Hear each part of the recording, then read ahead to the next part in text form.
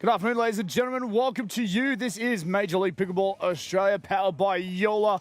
It is championship court. It is quarter-final time. It is Breakers, New Zealand, 3-0 scoreboard. The ladies are out there already. They've jumped the gun, pulled the trigger, and we are into it. We can't even keep up courtside. Ben Abbott here with you. So excited for this quarterfinal. It is do or die for these two teams. And joining me in the booth is Mr. Brendan Lee. Welcome to you, sir.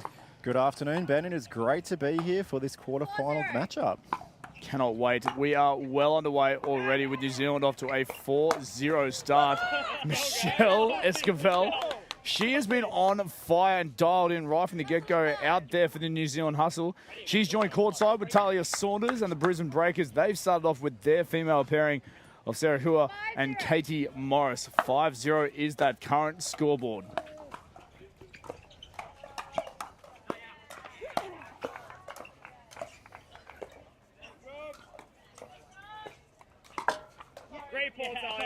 Nothing but aggression here from the hustle to kick things off. Brendan, you just joined us, jumping in. It is a seriously fierce start here from the hustle, who have had a ever-growing momentum since round 2, in fact, yesterday afternoon. Yeah, my goodness, rally scoring out here, and they've already won, taken the first 6 points without any points on the board from the Brisbane Breakers. Scary stuff from Michelle Esquivel. 7-0. George Wall has seen enough. It is 7-0, and he's going to reassess with his team on the sideline. Absolutely. So we mentioned George Wall, the captain there of the Brisbane Breakers. He's out there leading the troops and just resetting that side of the court for the time being. The fourth player in that Brisbane Breakers lineup is Jack Wong, or Wong Hong Kit. On the opposing side, New Zealand Hustle, who are just cool, calm, collected. Very different timeout circles right now. Kyle Watnell, the captain there for the Hustle. He's joined by Santosh Narayanan. As the ladies are out there, Michelle Esquivel, Talia Saunders, that we've already mentioned. Yeah, look, 7-0. All giggles on the side of New Zealand Hustle, and some very stern-looking players on the Brisbane Breakers side going, how can we stop this momentum on the side of Michelle Esquivel? And very well supported by Talia Saunders, who has just been a brick wall this weekend. I'm in, 7-0. Back to it, Esquivel serving.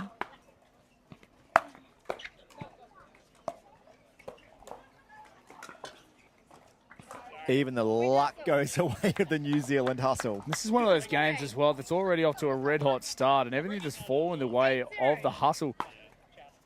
It's just so important right now that the team dynamic that is Major League Pickleball, the team need to stay together for the Breakers, regardless of each game's result, because every single game matters. Breakers on the board, 1 serving 8.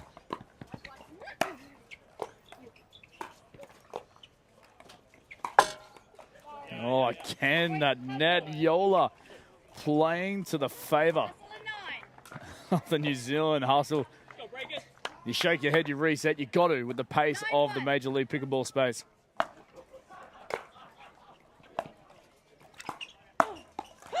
Speed up here, Michelle Esquivel. She's scary right now, and do you know what? She took the morning off mixed doubles to really focus on MLP today, Ben, and it's showing right now. I was going to say, some serious energy on that side of the court.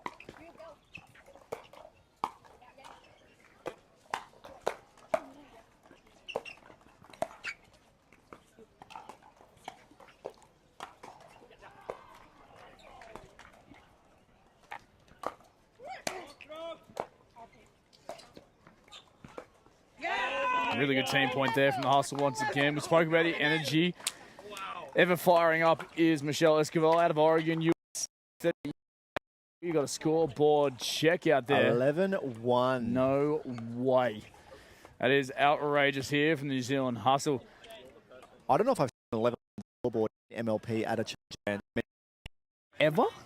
I fail to think of a moment. Fair enough. This is scary. It's very rare that you see this scoreline at this level.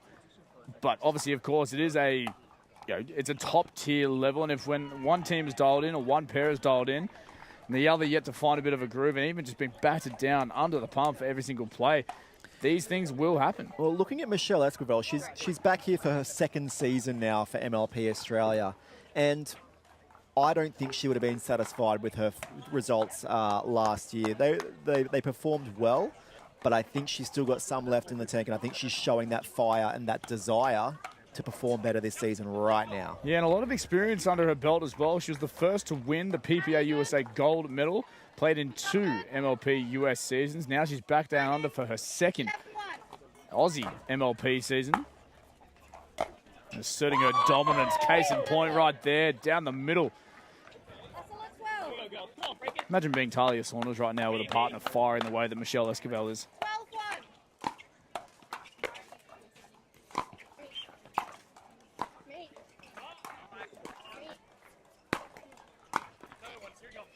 Great pickup, Saunders just going long.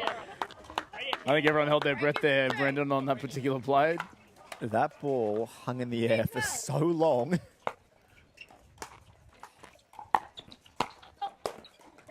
Speed up, Katie Morris. That's the first little bit of aggression we've seen from Katie as well. Yeah, she established herself really well then up at the no volley zone.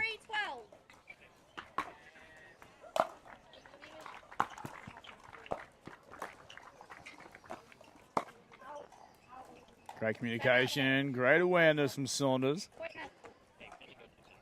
They'll jump and they'll get that 10-point break once again at 13-3. Racing to 21 points, rally point scoring, the freeze point in effect when they hit 20, having to win the game on serve. Wild angles here from Michelle Esquivel. She means absolute business. That ball better not be sitting up right now because she's going to put it through someone. This is scary. Scary, scary, scary. 13-3. 14-3. 14-3. I apologise.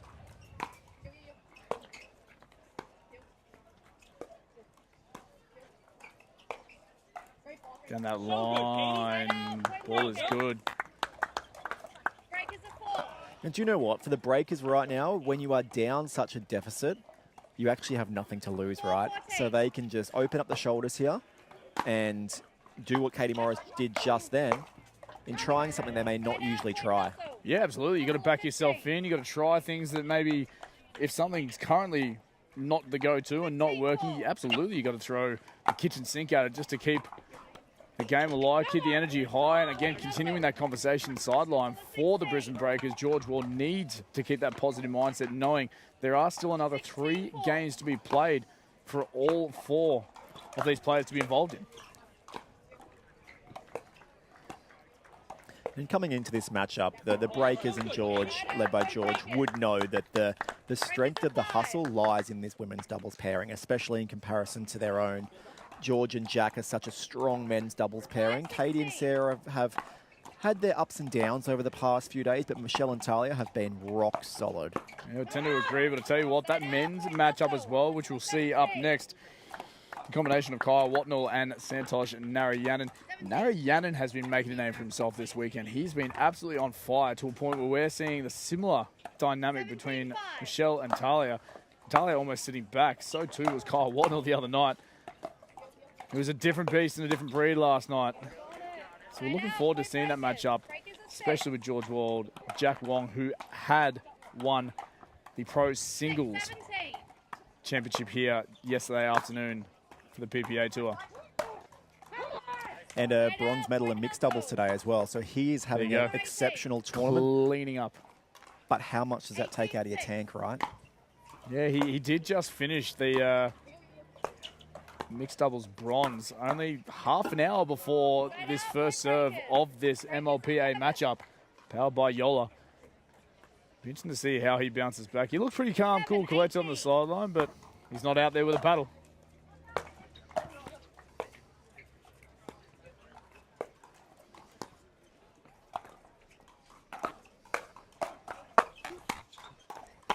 Fly fight's good. Outrageous. Interesting there from Sarah Hua. Just grabbing at her left quad. Grimacing a little bit after that forehand. Hopefully nothing too major to worry about. Inside out, Saunders. That is wild. Great spot there by Talia. She saw Sarah slightly hugging the centre of the court and just rolls it up over that left shoulder. Executed exceptionally well. That one, not so much. Can't be perfect all the time, can we, Brendan? Certainly not, but look, 9-19. Make that 20-19. Freeze in effect now for the New Zealand Hustle. Must win this game on their serve. 29.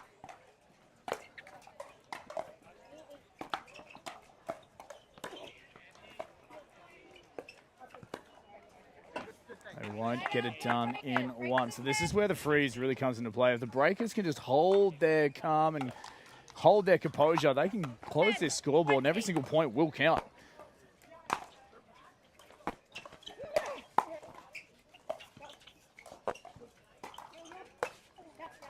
Katie Morris down the middle. First bit of voice as well from the sideline. George Wall, captain of the Brisbane Breakers. Timeout called by the Hustle. All they need is the 1 point. They need to side out. They need to hold their serve, and they'll get it done. Yeah, this is where the freeze is so crucial, Brendan. The Breakers have made this much more respectable now. Like, it was looking, what, 11-1 at one stage there, and now we're sitting at 20-11. So a much better second half to this game for the Breakers. They just settled, they just composed themselves a little bit more, and actually they probably took a little bit more risk as well, and it actually has paid off. And this is the hard point to get for the Hustle. It is the last point. They need to do that on serve, so let's see what they can do after they come out after that timeout. But a good timeout called by the Hustle, a nice offensive timeout. At what point, Brendan, do you think they need to, depending on the scoreboard, depending on how the rest of this game particularly unfolds, at what point do you think the players individually from the Breakers need to start dialing in for their next games or their next phase of this matchup here for the quarterfinal? Yeah, and with the men coming out next, I think the women can just leave it all out on the court right now. If it was the men, maybe a different situation, but there's only 4 ties in a match, right? So they're also crucial. You'd never give up in this situation. Such a great spot. Yeah, side out as well. A little bit of a breeze kicking up from left to right of your screen out there, ladies and gentlemen. And Michelle Esquivel will give the Hustle another opportunity here. Game point number 2. 1 point at a time here for the Breakers, and as the Hustle, you do start to feel that the more match points that come and go, the harder it does get to put this away.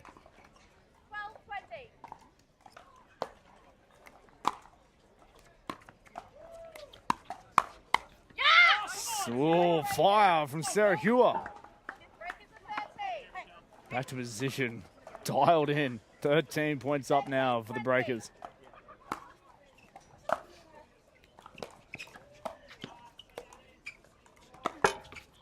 Oh, luck again. Potentially that ball might have been sailing long off the Yola net. The same aggression from Esquivel. All right, another opportunity here. We see the Esquivel aggression coming out. A nice drop to get up.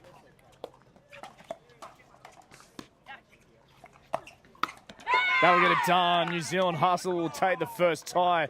21 points to 13 over the Brisbane Breakers. And the ladies are fired up. So too, the men from the Hustle will come out next. Yeah, look, a great positive start there for the New Zealand Hustle. And as the men's pairing, you get to go into this matchup knowing that your females have just absolutely demolished the Brisbane Breakers. And now George Wall and Jack Wong really need to step up and try and level this at 1 game apiece. Absolutely. You don't want to take your foot off the accelerator, though, do you? You're making sure that New Zealand are going to hold this advantage, hold this aggression.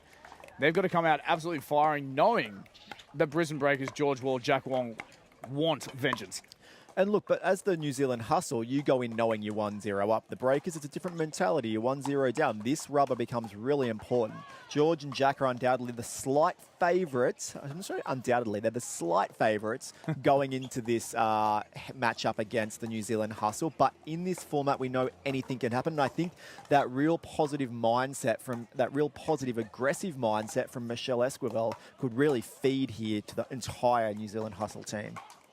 It'll be very, very interesting to see how this goes. So the second of the 4 ties, rubbers, as we're referring to them, only moments away. We might jump to a quick commercial courtside here as the boys out there doing their warm-ups. Welcome once again, ladies and gentlemen, to the Major League Pickleball Australia, powered by Yola. This is quarterfinal action, moments away.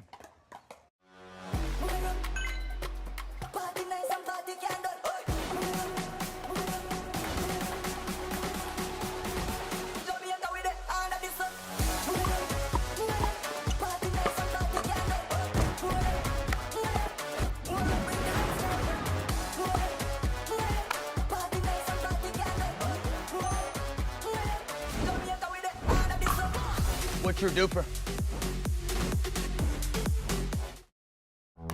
They're not just thinking about only performance, they're thinking about the growth of the game. When I first started, I needed something, and then I needed something different as I got better. And Yola was really great about working with me specifically to help create that for everybody. And as somebody enters this game for the first time, they're going to go through a huge learning curve. And as they experience the full expression of the sport of pickleball, Yola's there to meet them with the performance and technology. Let's play. Welcome back, ladies and gentlemen. We are on here for the men's doubles now, but between the Brisbane Breakers and the New Zealand Hustle. That is the first point that you are seeing unfolding, and already a ridiculous pace, Brendan Lee. That was fast, and I think that's what we're going to see throughout this match, without a doubt. And George is going to come with some big intensity out here. He knows he's going to try and back up what Michelle from the Hustle just delivered on her team side. They need some sort of, not, I wouldn't say leadership, but just an absolute rocket to get them going, and maybe a few fiery plays. Regardless of what the scoreboard will do, a win is required right now for the Brisbane Breakers.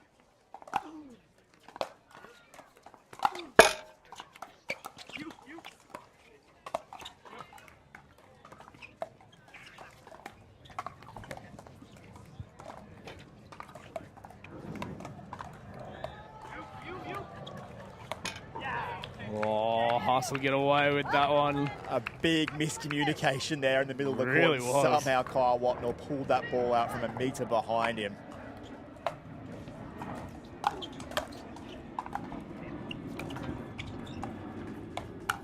Oh, not where you want to put it. No, not at all. Sat on that very nicely. Narayanan really unloaded the backhand there. 3-1. Gives the Hustle the early break at 3-1.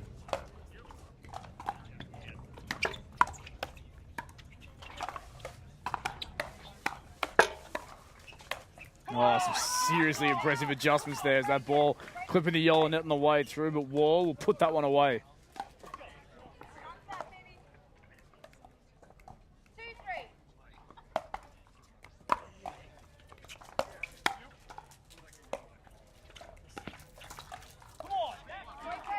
Tough bounce there for the Hustle. Just skidded through, caught it a little bit late. Breakers level it up.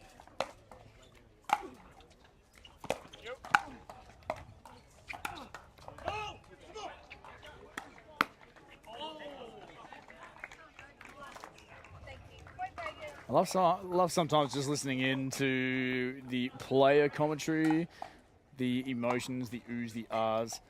It's always interesting checking out the body language post-point. Yeah, that was nice from George Wall there. Great poach.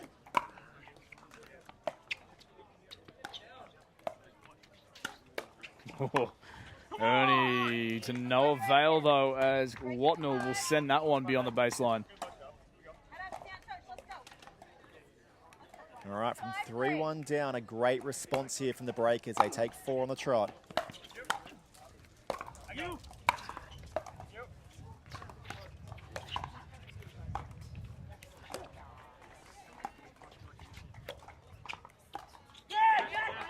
Great pressure from Jack there, threatening the Ernie. Definitely just ask the question. Simply my movement off the ball will definitely make the shot maker change at the very last second and draw in the error there as well. Narayanan. Oh, good hands by Watnell. Had to be. Such a good speed up there from Jack Wong. That was a great run by the Breakers, though. That settles the nerves a little bit. I would tend to agree. Back to within 2.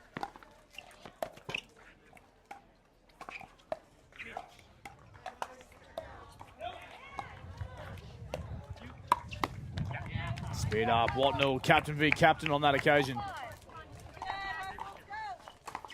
5-6. 5-6.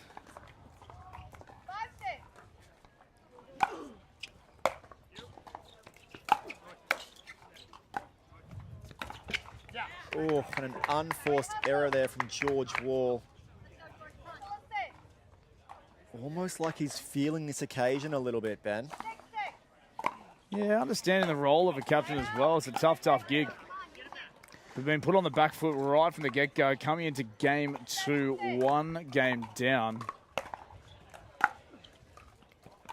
Tough gig.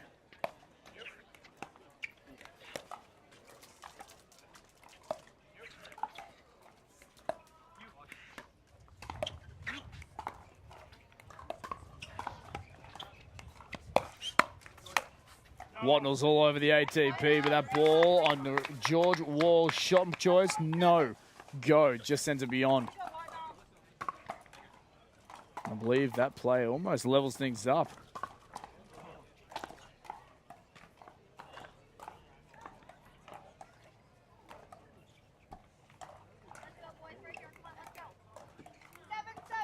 Seven points all, locked up it is.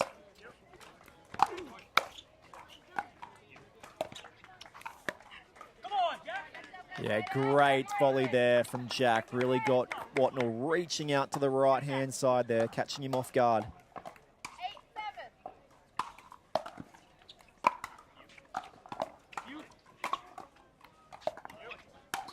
8-7. Really impressed with what I'm seeing from Jack Wong, though. We saw, obviously, really exceptional talent on the singles court, but just a complete chameleon. Has completely changed his game out here to the real softer elements of pickleball. Great to see that versatility. Yeah, it is an interesting conversation. You see a lot of these players who are out here representing their teams in the Major League Pickleball Australia event are, of course, playing the individual brand of pickleball as well. Jack Wong threads the needle of the 2 hustle players.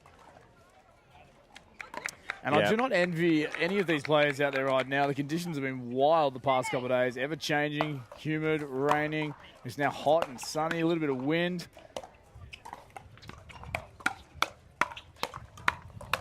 Firefight's good. George Wall fired up. Look at the man roar here for the Brisbane Breakers. They're going to go to the mid-game break. They lead by 3, 11-8 the scoreboard. I'll tell you what, with that being said, we're all going to take a break right now. It is red hot here on the court. Jump into commercial. We'll be back with you very, very soon. Okay.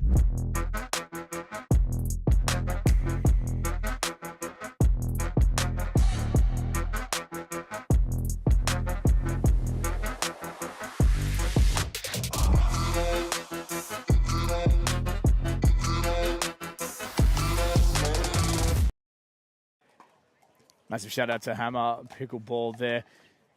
Coming in and supporting a few of the fantastic players that we have kicking around the PPA Tour and the Major League Pickleball Australia. Powered by Yola. This is the first of 6 events this year on the calendar for 2025. We're very much so looking forward to seeing the conclusion, not only of this game, but this weekend as well, knowing it is a kickstart to a fantastic and very exciting year. Back underway, Breakers leading by 3 at 11-8. Oh, finds a sideline. Not much you can do on this occasion. George Wall getting turned into a pretzel, chasing that ball. 9 points, serving 11.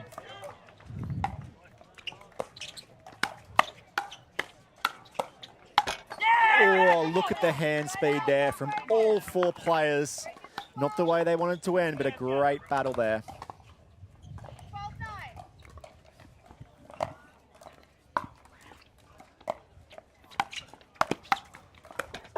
I think what's crazy to think right now is the scoreboard is midway through this game. But I just feel like we've got so much more pickleball between these two pairings out there on court right now.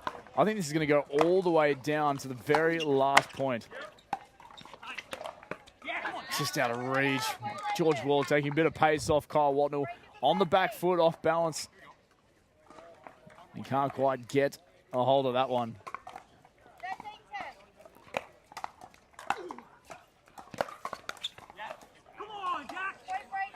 Off the top of the paddle there from Narayanan. Scoreboard continues just to tick over nicely here. Side out pickleball being shown predominantly from the breakers right now. And a nice little run here are the breakers. That George Wall third shot drive just mounting some more points on the board and creating that bigger lead. The Hustle have seen enough there. They are going to call a timeout and reassess. Yeah, it'd be very interesting to know the conversations there. Obviously, Michelle Esquivel, a wealth of experience there on the sideline from her career. Got any insights as to maybe what the words of wisdom might be there for the Hustle? Look, right now the George Wall drive is definitely on. Like, that's how they've secured the last few points in a row, and there's been no unforced errors from what I can see off that third shot drive or fifth from George. But I think what I'd like to see him is they're more of the points when they're going to Jack. Jack has been really consistent with his thirds, but they are drops, so they're in that point from the start. So maybe going to Jack here on this return. Called it. But there's a Jack Wong drive, right? And the same result. They're really having trouble, the Hustle, with these low drives from the Brisbane Breakers. And when you've got a 6-point lead. Nice drop there from Wong. Speed up reaction, though, from Kyle Watnell. That was scary from Watnell. Just put his paddle there and had a stab, essentially. I love it. And landed it. Absolutely, I love it. They tried something, it's come off, and this is the space. You made the comment earlier, Brendan. You've just got to have a go. The opportunities and leave it all out there on the court. So high paddle called on serve. No loss of point, just a replay. First and final warning on paddle contact for the serve. George Wall. He's giving himself some pats on the back, knowing that is so good. Best mow in the game. It's very impressive. Might be the only mow in the game, actually. Still the best.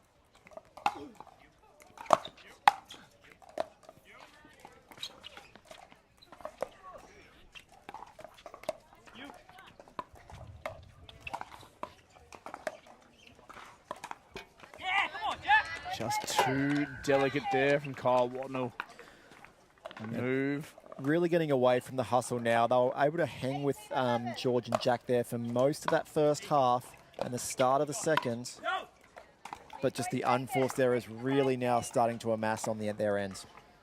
Yeah, I would tend to agree. The unforced errors has been a big factor right now for the Hustle. 9, 10, 11, that scoreboard now.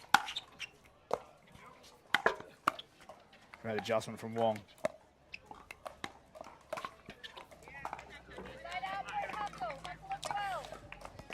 All right. 12-19. They bring it in here. Very shapy serve there from Kyle Watnell. Good hits. George bringing the Michelle Esquivel energy right here, right now. Coming to game point here for the Breakers on a serve freeze in effect.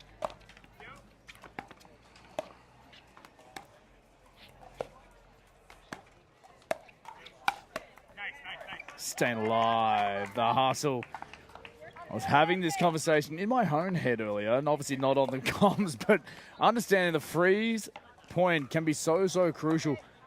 I just think that's just going to keep the New Zealand Hustle in this game. If they can reduce their unforced errors, I reckon they're going to bring it all the way back. Oh, nearly picked that up off his shoelaces. Big discussions right now. George Wall, Jack Wong. Yeah, George will probably really want to take this third. Wouldn't be surprised if he came over a long way to hit it. It's a good return, though.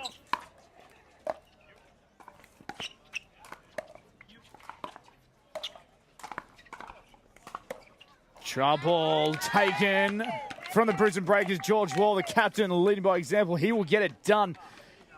Him and his partner, Jack Wong, seriously impressive and dialed in all the way from the get-go. We spoke about that they needed to be, but they were a level above from about the midway point. Yeah, look, too classy in the end, and we suspected that might be how that match played out. The hustle hung with them a fair amount of time, right? Like at one stage, I think we saw 12-10 on the scoreboard, but the end of that second half was just all George Wall. Third shot drives coming off an absolute treat. Poaching, and you see there that last ball that he threaded through the center of the court.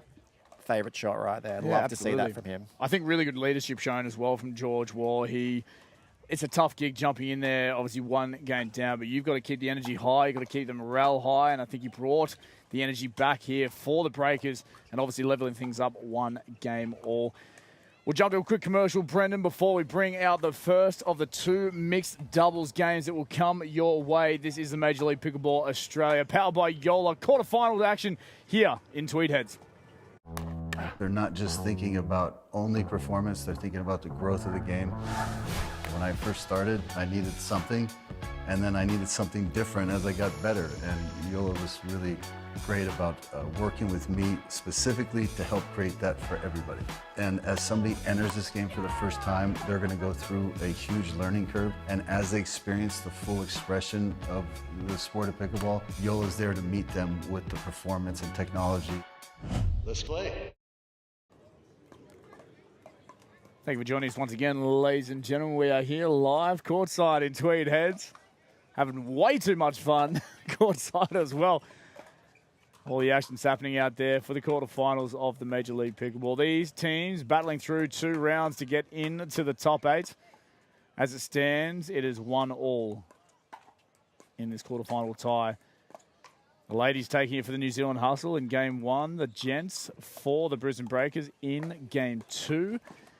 And Brendan, your wishes have been granted. The matchups have been set, and you were excited to see which matchup to close out this quarterfinal tie. Well, probably the way we expected it to go after the gender doubles, right? Women's going the way of the Hustle, men's going the way of the Breakers, and we before these players got out in the court, we just put a little prayer in that we hoped we would see a George Wall versus Michelle Escobar matchup here, and we are going to get it in the last match here, which is exciting for the fans here and at home. Agreed, yeah. Just and us. Well, and us, absolutely. I mean, you first and foremost, you're the one who put it in the universe and manifested this fantastic matchup. But either way, these 2 final matchups are going to be so crucial. This match, I think, well, this game here, sorry, will pivot for both teams. And yes, we're excited to see that final game, but this one's an interesting one. The combinations that are out there now, yeah. We saw Saunders, solid. Jack and Sarah actually played together today in the PPA mixed doubles, taking the bronze medal. So yeah, they've had plenty of time on court together today, really honing their skills and getting ready for this situation this afternoon. And I'm interested to see what Kyle Watnell and Talia Saunders bring as a pair. I haven't seen them play together this week. They may have played together yesterday or the day before. I can't recall, but this is my first time seeing them live. And it's an interesting combination. Interesting. I can't call this match. Yeah, I think New Zealand Hustle have mixed up their partnerships for this quarterfinal tie. It will be interesting to see how things play out. Underway here, first points on the board. Team dribble already. Kyle Watnell trying to stay alive. The man was just about everywhere. Imagine if he made that. That would have been scary good if he got up and got out of the kitchen and made that volley. Oh, it would have been outrageous. Probably the highlight of the day. But could have been the highlight of the year right there. Yeah, not a bad little start.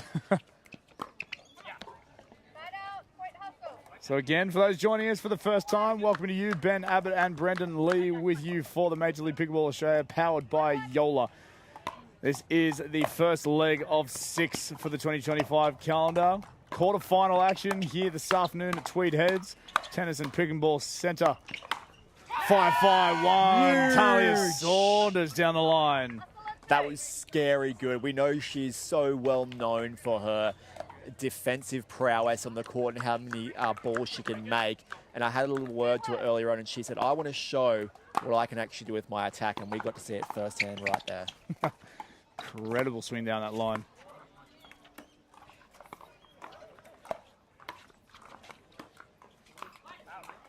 Good eye there to leave that one too. Very good eye. Such a lovely, lovely human, well-spoken off the court, and seen a few stare downs from Talia Saunders this weekend. I think a slightly different fire in the belly this year. Although I have been off the comms for about 12 months, so maybe it's just something that I've forgotten about and missed over time. No, she definitely always wants it. You know, she always comes. She's one of the fiercest competitors out there. Maybe hasn't showed it outwardly as much as this, but I think this is the effect that Michelle's having on her, right? Michelle is right out there with her emotions on the court. You get to really know how Michelle feels, and I think that's really showing now in Talia. Really good swing there from Jack Wong. It's the first time we've seen a little bit of leadership or even just energy from Jack Wong, trying to work with Sarah Hewitt. Again, that comfort knowing that they are a mixed doubles pairing in the PPA Tour. So they're coming into a very familiar space for this duo. Yeah, I wouldn't go there too often though, Talia. Jack has some of the fastest hands that I've seen this week. They are scary good.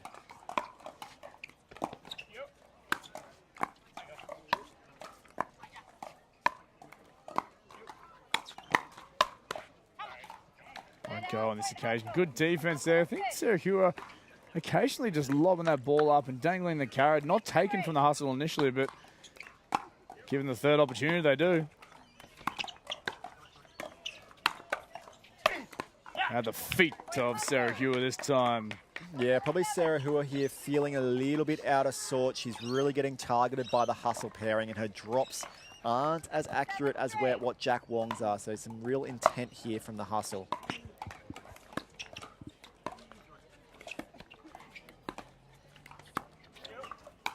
Oh, inside out. That's outrageous swinging there from Talia Saunders. Do you know what? She prides herself on her overhead, does Talia Saunders. Her badminton background, she loves that shot. Well, that explains it. Case in point right there. It was over the left shoulder, looking above. She was falling backwards, and she turned that ball inside out and just faded away towards the long sideline. And that's an incredible shot to bring the Breakers to their timeout. 8-3 is that scoreboard in this third game as we see it. Again, New Zealand hustle, just a cool, calm demeanour on their half of the court. And George Wall really trying to guide Jack Wong, Sarah Hua right now.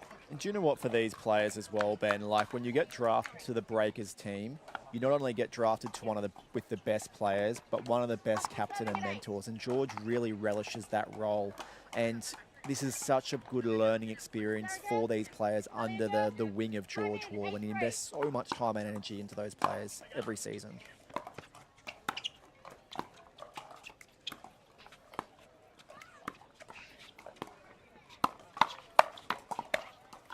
Oh, the double miss there from Kyle Watnell and the nutmeg. They all had to go.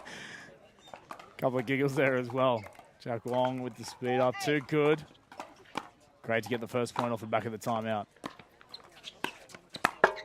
Oh. Floats long, unfortunately, off that tape. I don't know how that missed Kyle Watnell's paddle. Must have been millimetres away. He was trying to hit it. Get Snicko out. Oh, miscommunication. Somehow handled.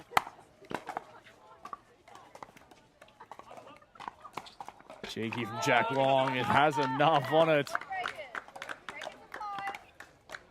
She was there, though.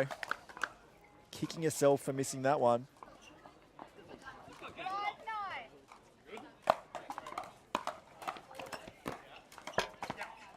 Yeah, once again, Sarah Hua's drops just not on here at the moment. Should be some real intent. That's what you mentioned earlier as well. Potentially nursing a mild injury on the left quad. She just grimaced at it in the first ladies matchup of this tie. So might be playing for ATP. Saunders! That is wild stuff down the line to the corner. We're going to go to the mid-game break. It is all hustle. What a turn of the tape right now at 11-5 midway through.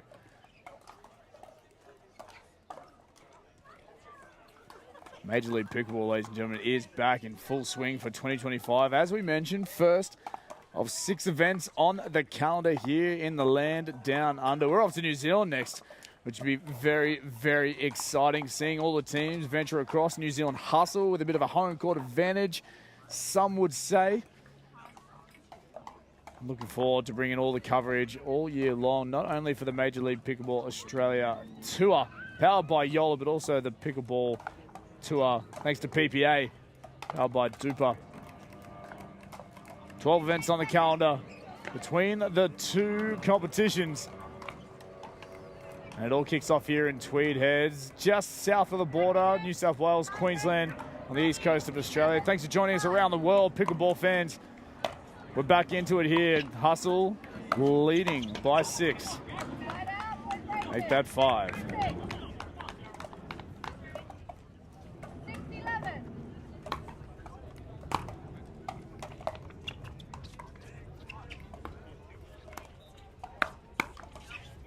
Ooh, a little bit wild there from Talia Saunders.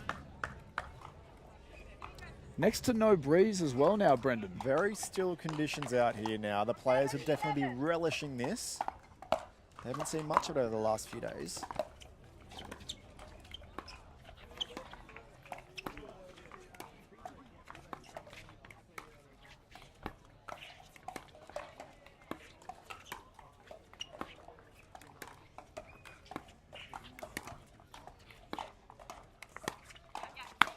Patience. Saunders just lobs that one up. Yeah, 3 unanswered points here for the Brisbane Breakers after the change of ends. 8-11.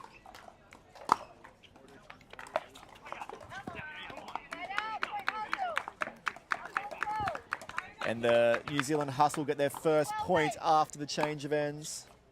That'll help settle the nerves after the change. Great defense. Big hit from the Hustle. Watnell sat on that forehand so well. And Hewer wasn't ready for the response. 13-8. 5-point buffer recreated.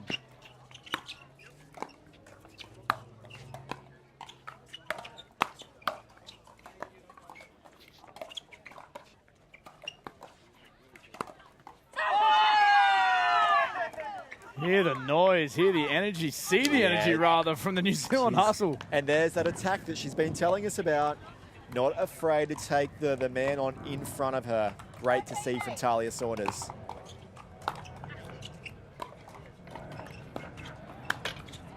Oh. Tried to do it again.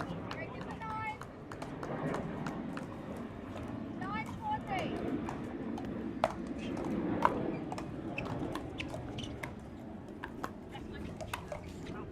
That ball go long. Just out of reach, a little bit off balance there from Kyle Watnell. Keeps the Breakers ever so slightly in at 10-14.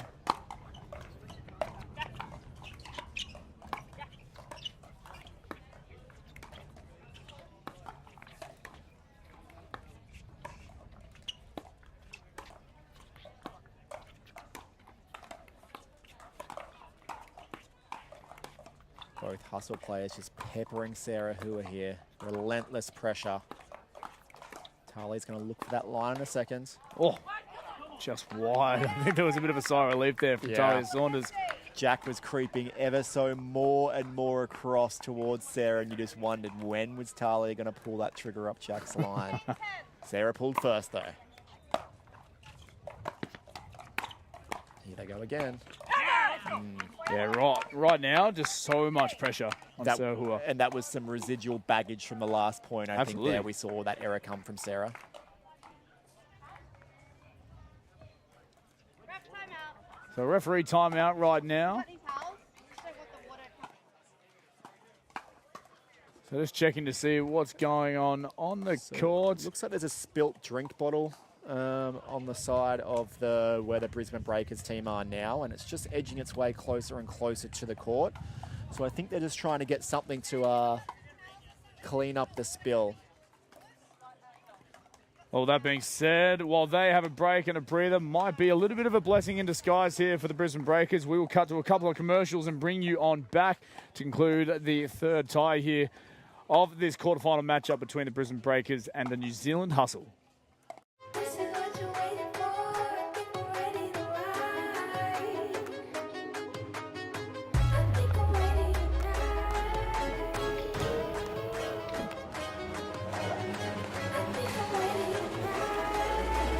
This is what you're waiting for. People ready to ride.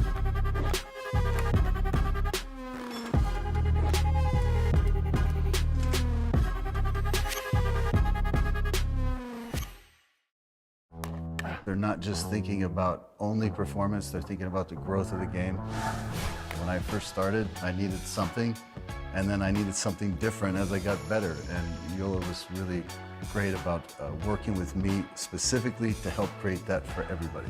And as somebody enters this game for the first time, they're going to go through a huge... Welcome back, ladies and gentlemen. Small interruption there, a little bit of excess water creeping onto the court, so a referee timeout was taken, and we're back to it here. Hustle Breakers, third tie. On the scoreboard check. 11 serving 16. Here's this pressure again on Sarah. Can she stay level-headed here? Tries to speed up. Jack Wong's ready. So too Kyle Watnell. Sarah Hua trying to counter back. Can't get it to go. So New Zealand will jump to 17. 17-11.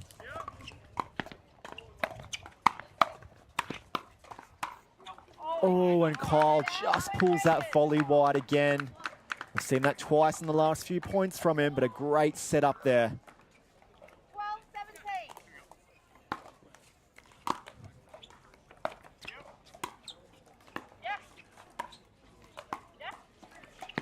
12-17. Again, just down that line. So Hua. Oh, Jack Wong, he's creeping. He wants it. You start to see a little bit of frustration there from his body language. He's just feeling like he's being pushed out of the game. He's not being able to contribute. He's been iced out, we call it, Ben. Iced out. Here he is. Oh, he can't take his opportunities. Hustle go to 19. 19-12.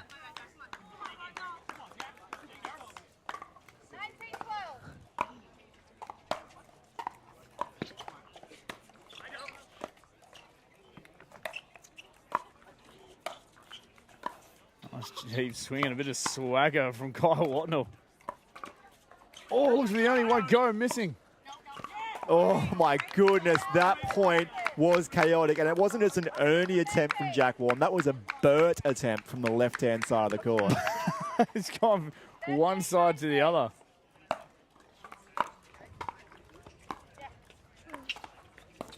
Look, really trying to immerse himself now, and that was stretchy, we call that. Yeah, a little bit overzealous, so we'll go to a game point now for the Hustle. Freeze in effect. 13.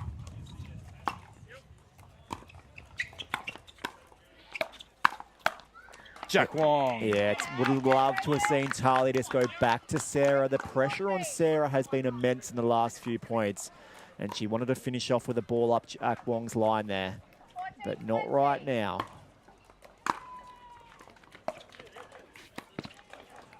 Let's see this pressure on Sarah here.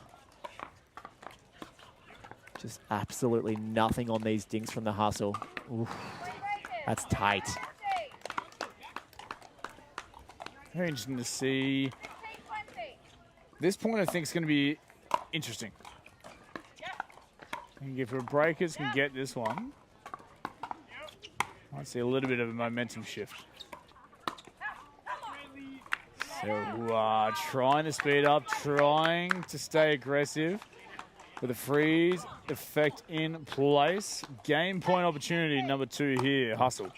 I want to see the relentless pressure from the Hustle here on Sarah. Oh, Jack Wong, stare down. Not today, sir. It's the wrong tactic though, Ben. They keep trying to take on Jack to finish this match off.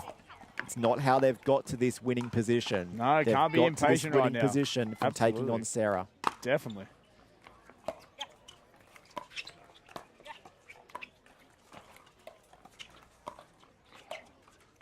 Jack Wong's feeling himself.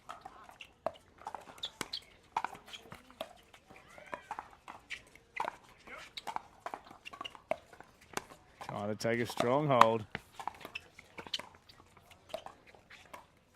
He's working hard up there.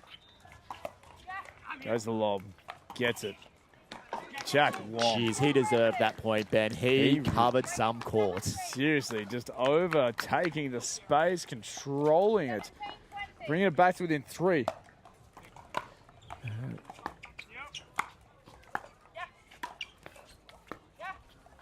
Ernie.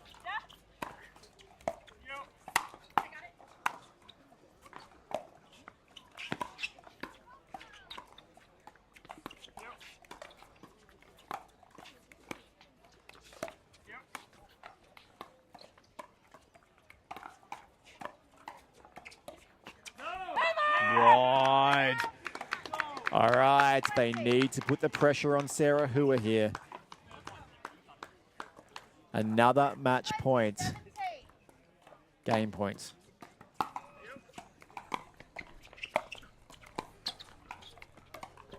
That'll get it done. The hustle, they grind, they get it done all the way through and eventually take it to 21-17. Kyle Watt and Natalia Saunders, they were in the box seat for the most part of that Game 3 tie. How you saw it play out, Brendan Lee, I am so impressed with how they stuck to their game plan for the most part. That was getting very interesting, and they were going away from that winning game plan towards the end, but they had a big enough buffer in the end, which allowed them to eventually convert one of those match points. But Talia Saunders there, rock solid in her dinking cross-court to Sarah Hua, and I liked when she took some risks and went up the line on Jack Wong. Occasionally it came off, which was a difference in that matchup as well. So hustle, 2-1, and now we get the showdown. This will be interesting. Super impressive. We cannot discredit the efforts there of Jack Wong, Sarah Hua, who were battling. They fought really, really hard. Jack Wong, specifically at the end there, he took a lot of court, a lot of space, and gained some really, really healthy points there for the Breakers. But with the 2-1 scoreboard in place now, this is must-win pickleball right now for the Brisbane Breakers. The captain out there, George Wall, he's joined from Katie Morris. We're going to get Game 4 underway, must win. Are we going to see a dream breaker in quarterfinal number 1? Only time will tell. But thank you for joining us once again, ladies and gentlemen. Quick commercial break before we get underway here for Game 4. This is Major League Pickleball Australia, powered by Yola. They're not just thinking about only performance, they're thinking about the growth of the game. When I first started, I needed something, and then I needed something different as I got better. And Yola was really great about working with me specifically to help create that for everybody. And as somebody enters this game for the first time, they're going to go through a huge learning curve. And as they experience the full expression of the sport of pickleball, Yola's there to meet them with the performance and technology. Let's play. When the world sleeps, greatness rises. And while others dream of the next level, we chase it. Challenging every limit, turning obstacles into stepping stones. Because the next level isn't just handed to you, it's earned. Go next level with 6-0 Pickleball. Thank you for joining us, ladies and gentlemen. Ben Abbott and Brendan Lee with you courtside here in Tweed Heads for the Major League Pickleball Australia Tour, powered by Yola. Once again, we're into it this time, quarterfinals. This time, Game 4. My goodness, Brendan Lee, what a tie we have. Yeah, it's all on the line now for the Brisbane Breakers. George Wall, captain, has some work to do, but he is playing against a very inspired Michelle Escobar. And not the start the Breakers wanted. A little bit unlucky there from Katie Morris. 1-0. First points on the board.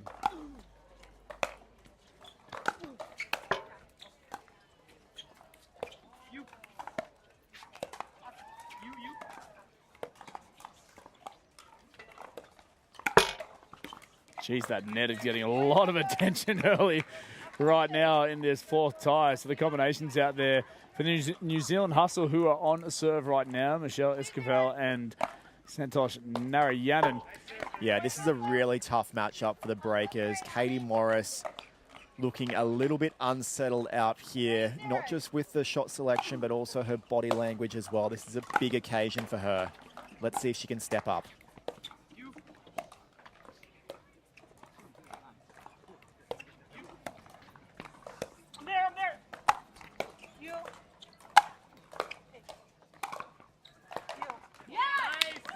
Great communication there from Narayanan, who will take the space. Michelle Esquivel putting full trust in her partner on this occasion. And the Hustle will take an early lead. Well, Michelle's liked the fast starts in the last couple of matches, so here she is again. I wonder if she can maintain her energy. If they can avoid a dream breaker, I think that's where the Hustle can really capitalize and get it done.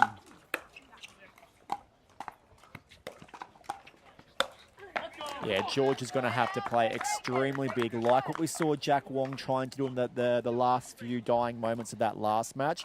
I expect George to be taking up 75% of the court in this matchup.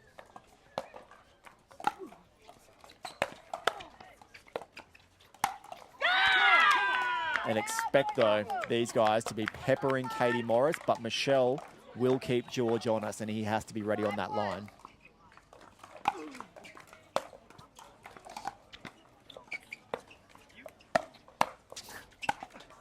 Exhibit A. Honest indeed. Really well put together point there from Michelle and Santosh, who jumps back into the middle and threads it straight down the guts. Angle fun here found from George Wall.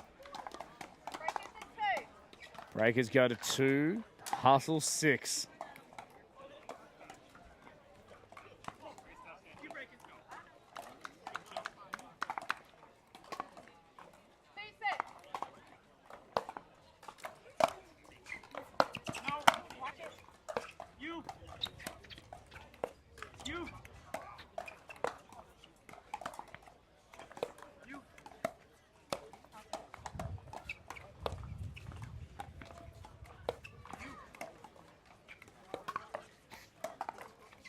Really pressuring Katie Morris as well here.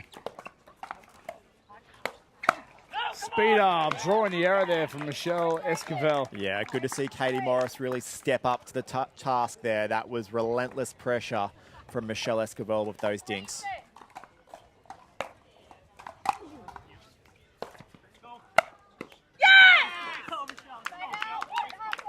I think a really positive point there for Michelle Esquivel just to bounce back from previous error.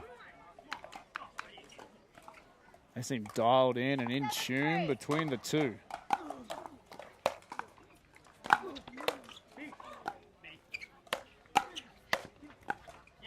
George Wall taking a lot of court, as you mentioned, Brendan. Yeah, he knows, he can see the pressure that Katie's going to be under in this match, and he's going to try and take as much of that pressure off Katie's shoulders as he possibly can, but that's a tough ask, especially against a quality player like Michelle, and that ball was saved from near the fence, I think.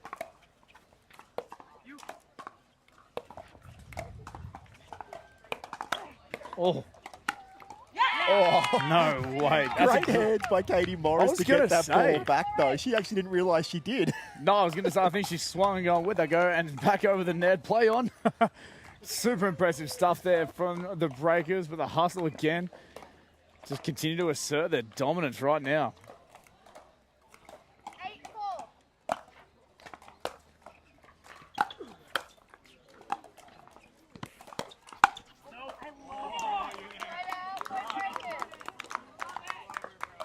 And Michelle just saying to Santosh, I love that, I love that. Although he missed it, she's saying that was perfect, going back in behind George there on that volley.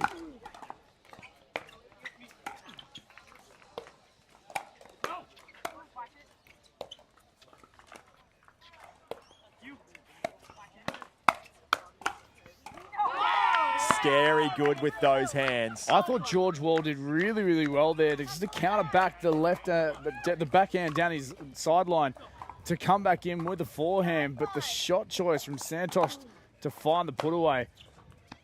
That is world class right there.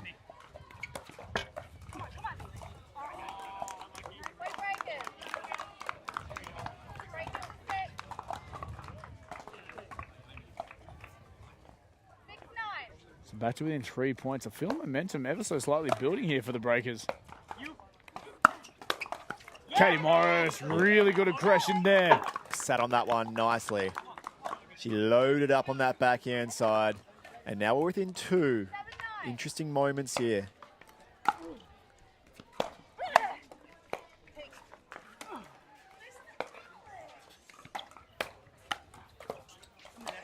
Great pickup, Katie Morris.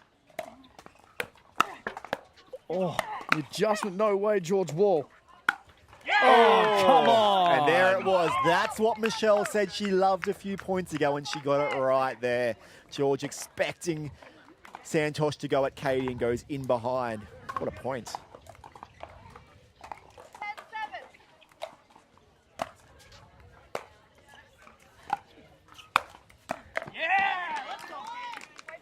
Too high on the third there from Santos and dealt with nicely by George.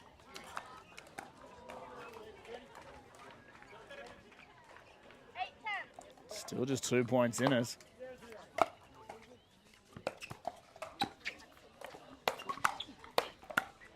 Oh, Katie Morris, full stretch to her right. Stepping up to the plate there.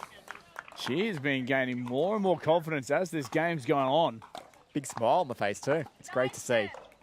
Positive energies indeed.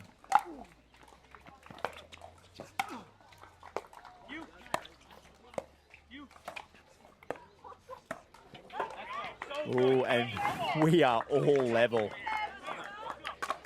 I'm so curious to see or hear what the conversations would be between these two teams sideline at the mid-game break. Who will have the advantage though?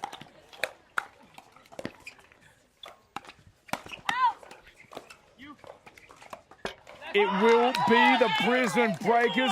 What a comeback. What My a turn of events. Brandon Lee, what are we seeing? I don't know what we just saw, but that point, the last few points from the Brisbane Breakers have been rock solid. Katie Morris taking a few risks, not afraid to take Santos on, and George Wall stepping up when he was needed. Almost fell out of my seat just then, knowing the energy starting to rise here for the Breakers. It all is on the line for the Brisbane Breakers. They're down 2-1 in this tie for the quarterfinal. We'll jump to a commercial now, and coming back, it is all the Brisbane Breakers. Foot on the gas. Let's join you back shortly. Okay.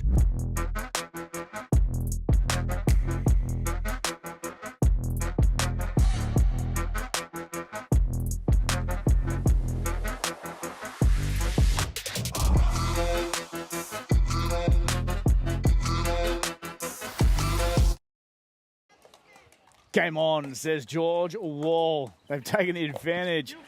The midway point of this game 4 tie. It is 11-10 Breakers, 12-10 Breakers.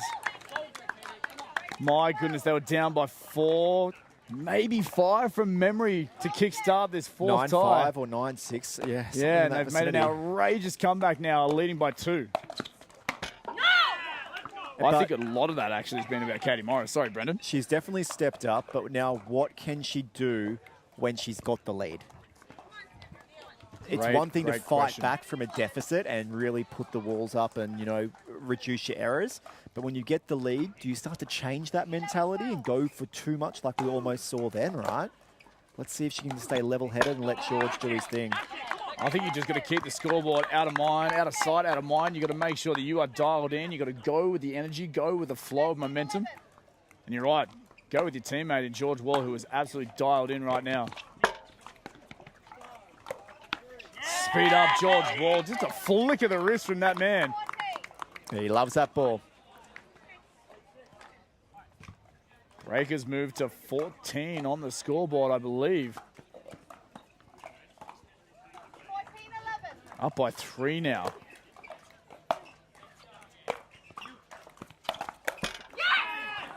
Ooh, fire now from Michelle Escobar. Just Yeah. trying to hype herself up. She will bring that out now. Let's see. She almost, I mean, it's hard to get hyped up when nothing's been going away in the last 5 minutes, but, you know, the energy hasn't quite been where it was. Just got to create some.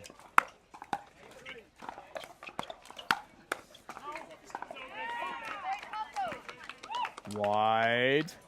Back to within one. 13-14. Crucial points here for the Hustle just to build their own energy back. Oh, the second bounce, or rather the bounce off the first one was just not quite high enough and misread from Michelle Escobar. 15-13.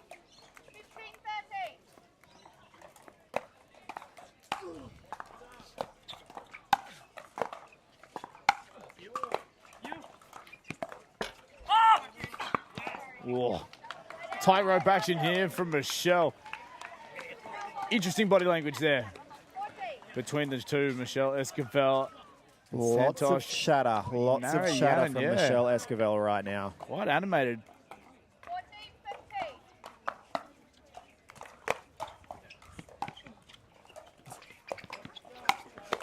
14-15. That was a filthy, filthy, filthy drop from Santosh then.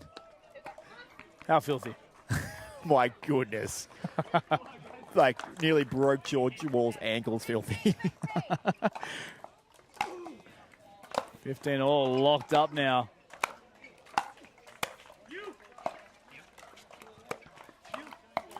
Trying to isolate Katie Morris right now. Can't catch George Wall out. Wide, but they can bring a little bit of nervousness from Katie Morris.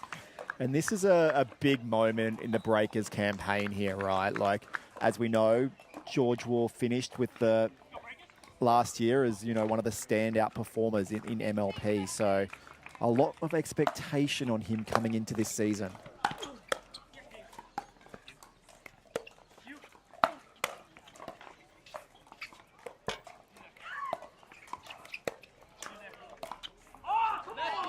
Great hands from Michelle to keep that point alive, but tried to get a little bit too tight up the line there with George Wall. How good was he? Just protecting that line space on 2 occasions during that rally alone. Find another way, George Wall says. Oh, the body bag shot. He was trying his best to get out of the way because that ball was going well long. Oh, it was whipping away in the conditions. Advantage Hustle.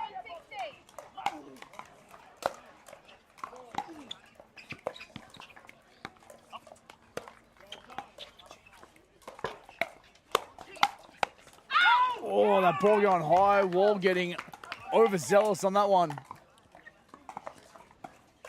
Interesting times here. Very, very interesting.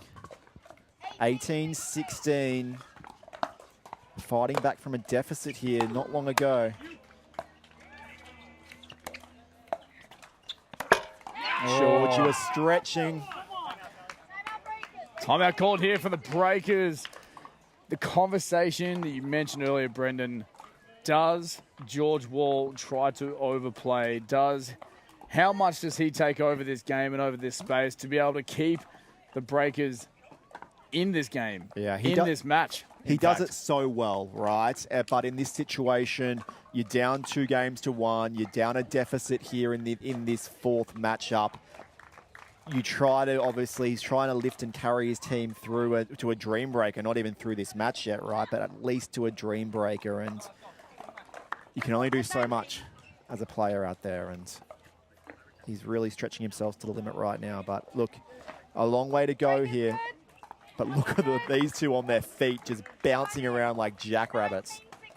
19-16 scoreboard. Important couple of plays coming up. Shot Katie Morris. Finds the line up there, I think. So calm to the corner as well. Just places it perfectly. 17-19. Captain Wall. Big points here.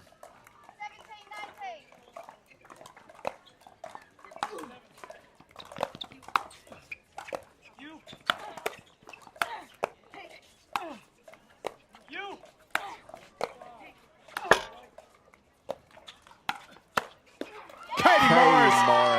solid in defense there. George liked it. Look at that little smirk on his face as he walked back. That was big from Katie Morris. I would go as far as saying that's the best point she's played this match. Agreed.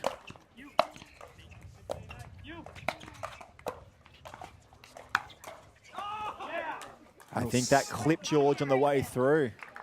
I think it caught his shirt. It did. Yeah. Honesty Ball was- policy from that man, yeah, clipping the shirt. So New Zealand will go to 20 game point, match point for the hustle.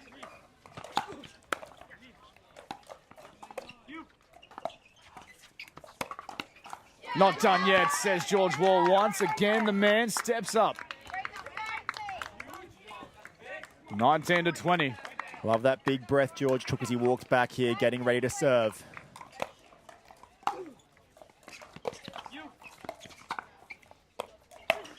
Speed up. Michelle sitting on it so well. All right, another chance here. Game and match point number 2 here. New Zealand hustle. Santos has been trying to break George's ankles on these thirds. Will he try it again? Cross court? No, line. Michelle does though.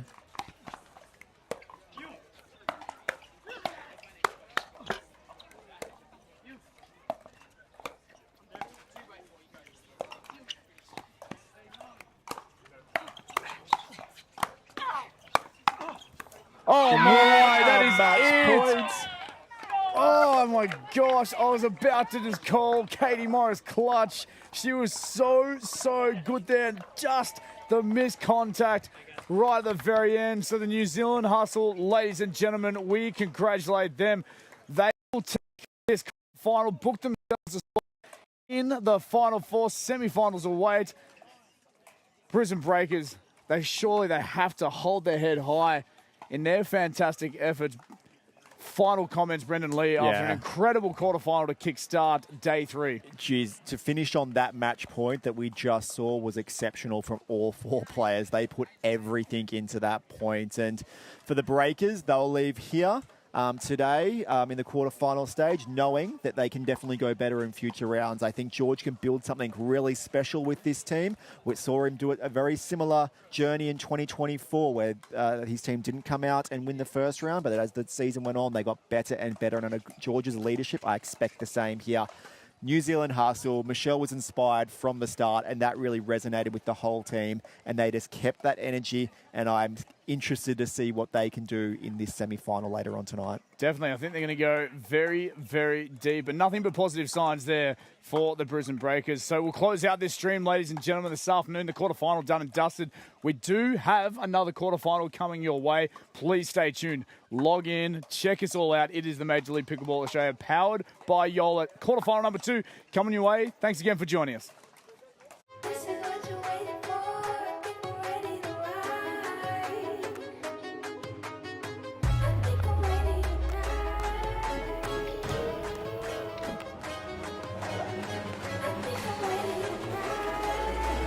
This is what you're waiting for. People ready to ride.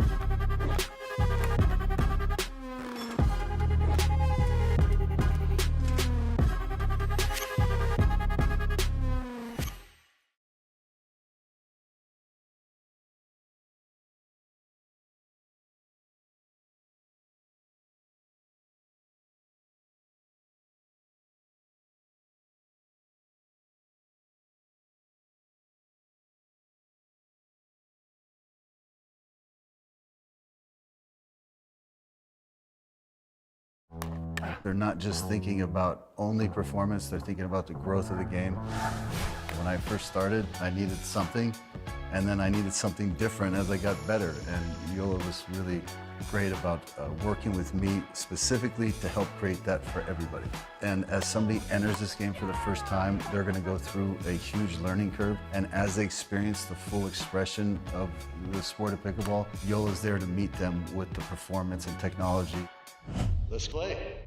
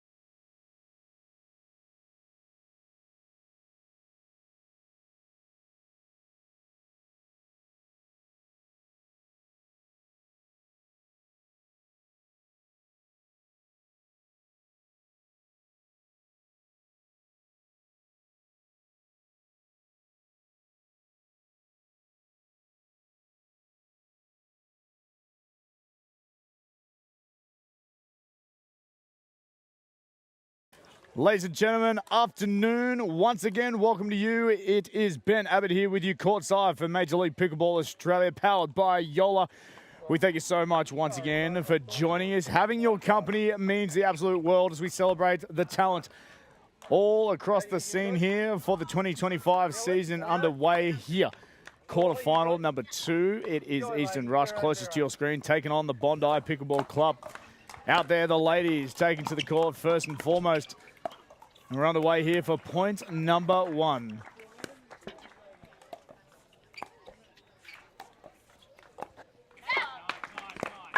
First point going the way of the Bondi Pickleball Club. Joining me once again, welcome to you, Mr. Brendan Lee. Great to have you back in the booth, sir. Thank you. Great to be here by your side again, calling these exceptional quarterfinal matches. Couple points here, kicking things off. So the combination out there for the Bondi Pickleball Club. Captain Rose Van Rieck. Joining her is Paula Revez. They lead 2-0.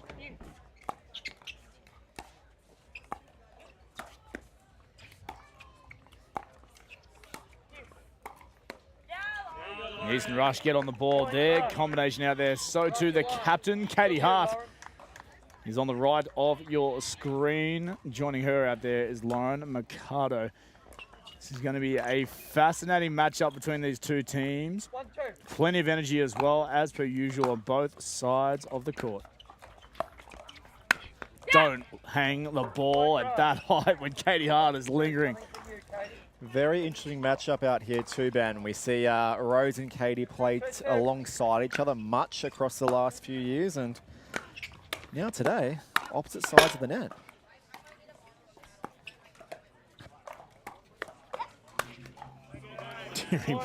That's Lauren Mercado's reaction there. Acknowledging that we may need to get a new Franklin X40 out there with that swing.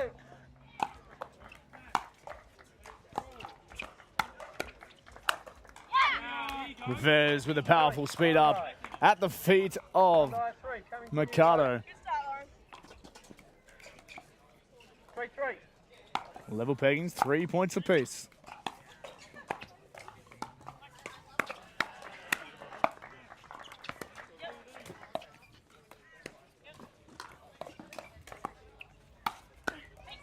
What a pickup, Katie Hart. Again at the feet. Relentless Van Rieck. That was something special right there, and I imagine when drilling sessions, Rose and Katie have done that plenty of times.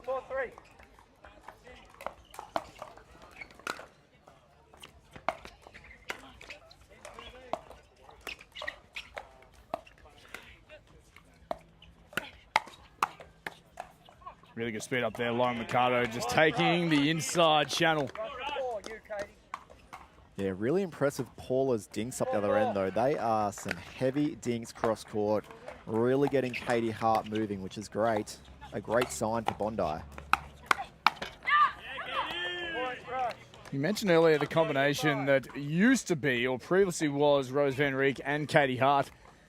Those two just had a quick little firefight there. Of course, there won't be any love lost, we hope. No, this is a big opportunity. Big opportunity for both players out here, both captains, to get through to the semi-finals, right? Massive opportunity. What a drop shot that is just out of reach, Katie Hart. Oh, the tape dribble there from Rose. Yeah, it didn't hit the floor twice. It hit the bar before it got the second bounce. It is a replay. Katie Hart ever asking questions to the officials and just double checking the rule book on occasion. 5-4. Always has way too much fun out there. One of the more cheekier characters, you would say, Brendan Lee. Big personality, without a doubt. Such a hesitant response there. How do I phrase this? Brendan Lee says. She's been around for so long on the Australian scene. Rare errors there from Rose Van Rieck. Just a couple into the net to kick things off. And that scoreboard, we'll double check. 6-5 it is to the Eastern Rush.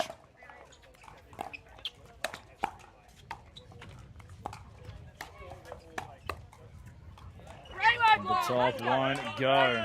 Yeah, Lauren's doing a really good job in these early stages of getting that ball high at Paula, and Paula is struggling with that volley at shoulder height right now.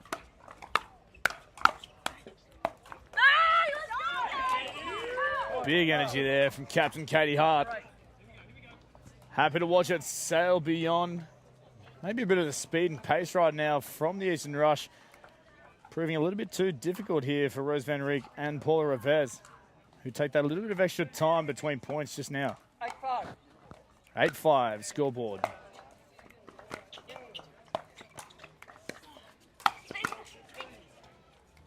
Oh, what a lob that is.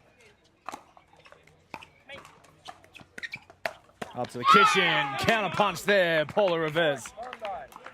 Bondi 6 from you, Paula. Much needed point, I think, there for the Bondi Pickleball Club. Yeah, great defense there from Rose Van Rijk, throwing that lob up. 6-8. Great sneak attack there by Paula, seeing the opportunity to come in and take that as a volley. There it is. Yeah, that Paula's dink, though, across court to Katie's backhand is really getting Katie off balance and unstable. Let's see how that evolves as this match goes on. 9-6.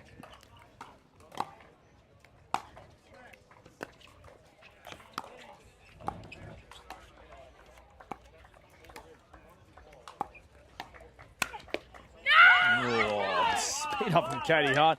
I feel like Rose Van Rijk just took a ball that might have been sailing long and just trying to maybe plant herself and have an impact a little bit more in this game than maybe what she would have liked so far. 10-6. Up to double figures. Rush lead 10-6. Convincing lead opening up for the Rush. Point Bondi. Bondi 7 from you, Rose. Just looking across the 4 players on each of the benches, there is still plenty of energy to come out onto the court. Point Bondi.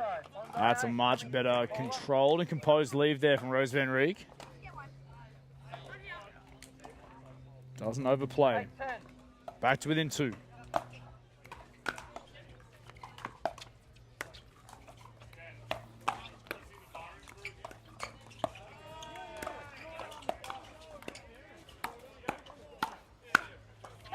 The ball will go just wide.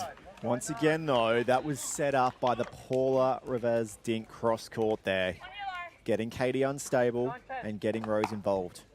3 on the trot here for Bondi. Leave communication. Leading from the front, Rose Van Rijk. We are level now. 10 points apiece. 4 points on the trot. Bit of extra time taken there from Katie Hart. Baby, a tactic. Ooh, and a missed serve. The tactic pays off. Change side. So we'll change sides. Mid-game break here for the women's doubles tie here of the quarterfinal number 2.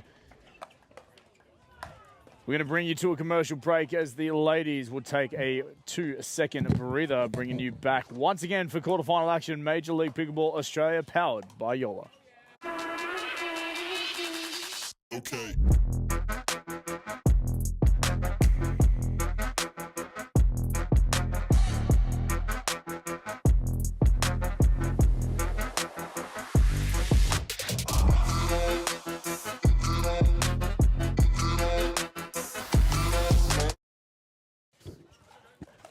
Back to it, ladies and gentlemen. We welcome you, pickleball fans of the world. Ben Abbott and Brendan Lee with you courtside here for Major League Pickleball Australia, powered by Yola. We appreciate your company and are excited to bring you all the coverage that is the 2025 calendar for Major League Pickleball Down Under. This quarterfinal matchup between the Eastern Rush and the Bondi Pickleball Club. Hangs in the balance, just the 1 point between the two. Rose, you good? 11-10. Lauren, you good? Lauren Mercado to serve.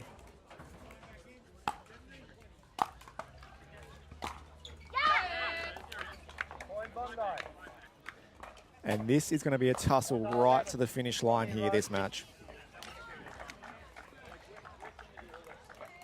All four players looking very, very solid. It's tough to get an easy point out here.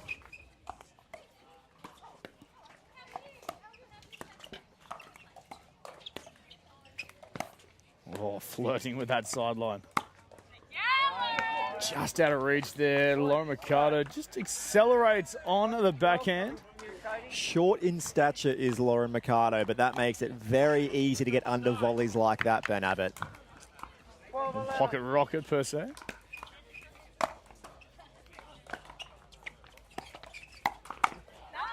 Wee. Matrix-like actions there from the paddle of Katie Hart. 13-11.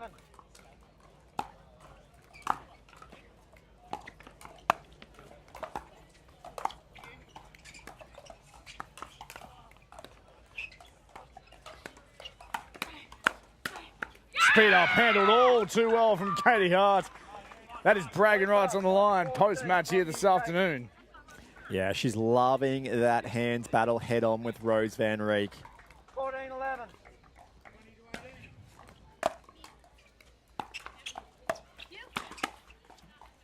Van Reek, well aware. Oh, and there goes a paddle. Broken at the point between the handle and the paddle face.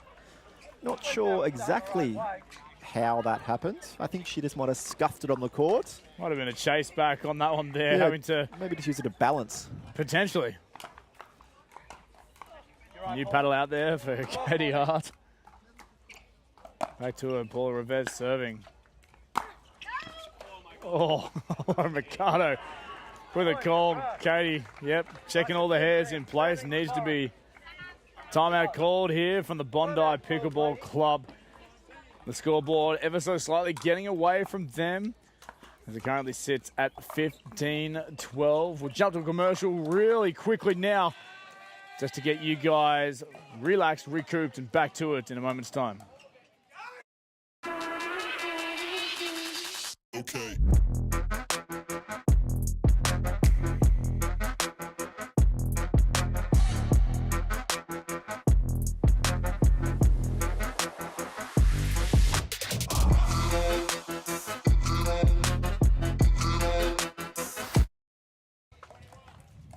Thank you, ladies and gentlemen. We appreciate your patience and joining us courtside once again for Major League Pickleball Australia, powered by Yola, here at the Tweed Heads Tennis and Pickleball Centre.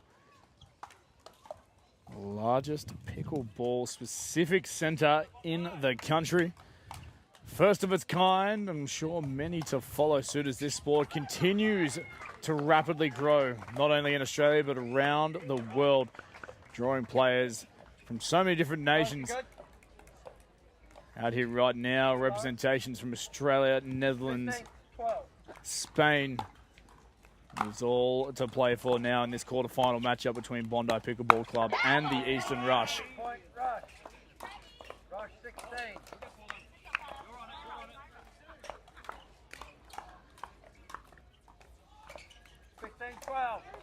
16-12. 16-12, that scoreboard.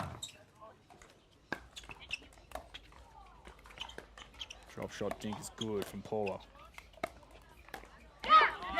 Change up on to Lauren Mercado on this occasion, who has been really solid here, Brendan Lee, so far. She did a great last 5 minutes, and that's what's really given the Eastern Rush this commanding lead, has been Lauren Mercado's consistency up that end of the court.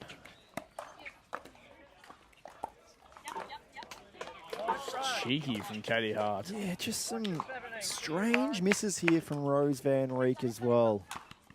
Big things expected of her this year.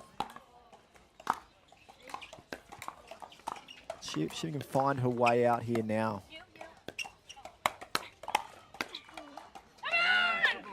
Ball's in. Just, it was a judgment call, but too close. Van Reek unfortunately gets this one wrong. She is returning off the back of an ankle injury, so just nursing the recovery there, coming back in to the elite space. Great dig there. Great dig by Katie Hart to make it and play an extra volley up this end. Fire here from Rose Van Reek as well. The captain wants Paula Rivez to wake up, wants the combination here to start to fire. Needing some points.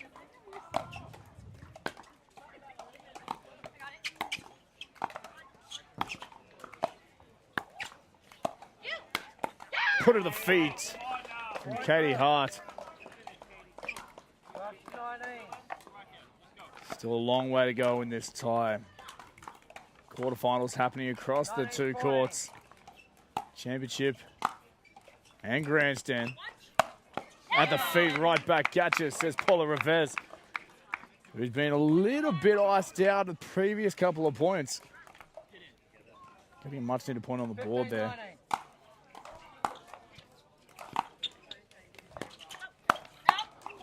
Going long, back to back here for Bondi. Couple of out balls in that point hit by both teams. But Bondi closed the gap here to 3.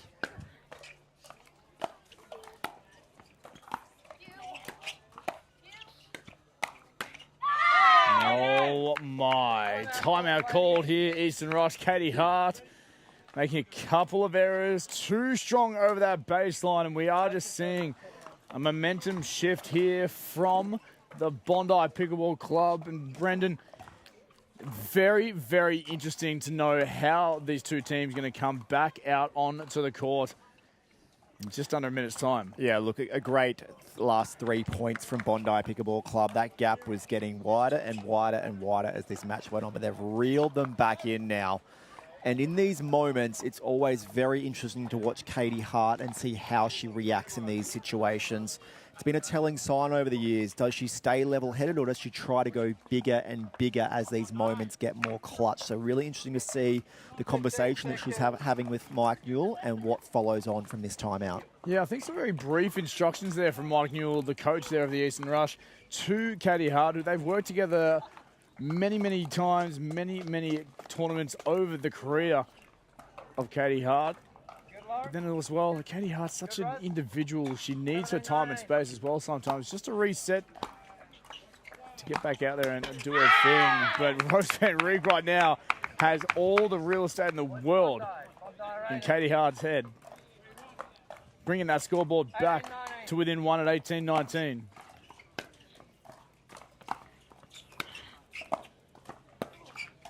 Wide and 19 all.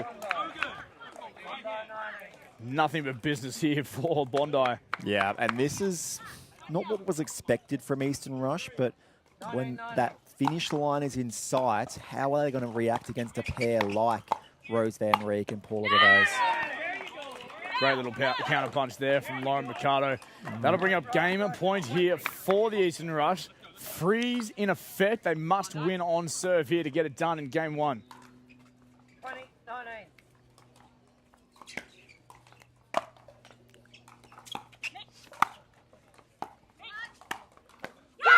Aggression from Rose Van Riek. Really took a lot of space on the court just there to bring it to 20 points all.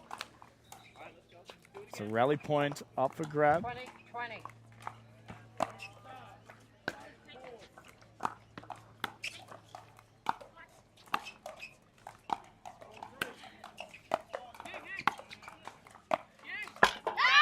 Drops it short. It had a little look, though. It did have a look indeed. A little bit of the tightrope action. So 21-20 Eastern Rush. Again, freeze in effect. Winning on serve required.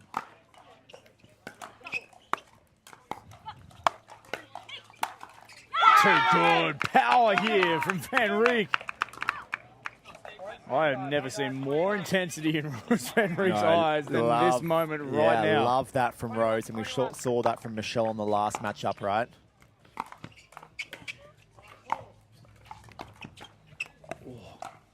Just sneaks over twice here from Lauren Mercado.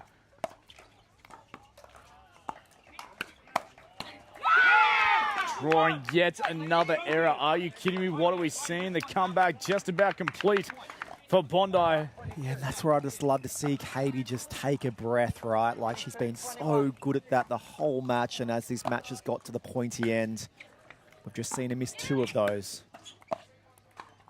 So Game point for the first time. Bondi will come back and complete the complete turnaround. Lost for words as I am here courtside. It is Bondi Pickleball taking it 23-21. Brendan Lee, I'm speechless. I don't know where the energy changed. I think it pivoted on Rose Van Reek and really led from the front. Yeah, look, Eastern Rush were in a commanding position there. 19-15, 19-16, and a timeout was called. And although they had that commanding lead, it never felt convincing like they were going to put that match away. You always felt like the match was on the paddle of Rose Van Reek and Paula Rivez, and they do come through in a very tense battle in the end. Yeah, you can't ever count out Rose Van Reek, who is the adopted child of pickleball in Australia. So that is the ladies' tie done and dusted. Bondi Pickleball Club will take the advantage at 1-0. The men out there next. We'll go to a commercial, have a breather. Again, we're going to bring you on back. Thank you again for joining us, Major League Pickleball Australia, powered by Yola. Our men's matchup just moments away.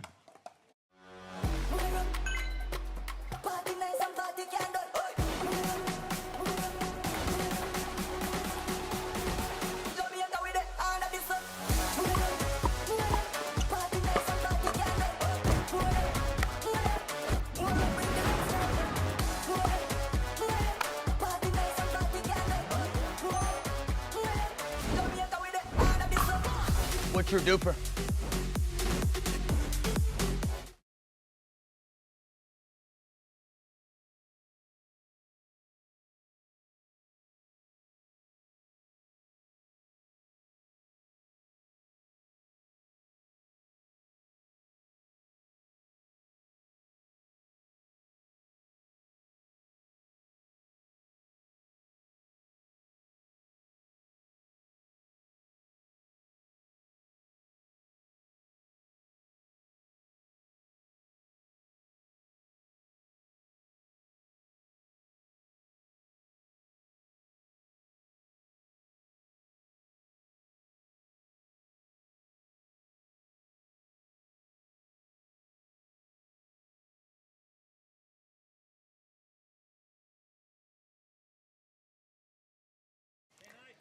Welcome back to you, pickleball fans of the world. Joining us from wherever you are, make sure you do drop a line into the Pickleball Australia YouTube channel. I'd love to see where you are viewing from and celebrating the sport in all its glory.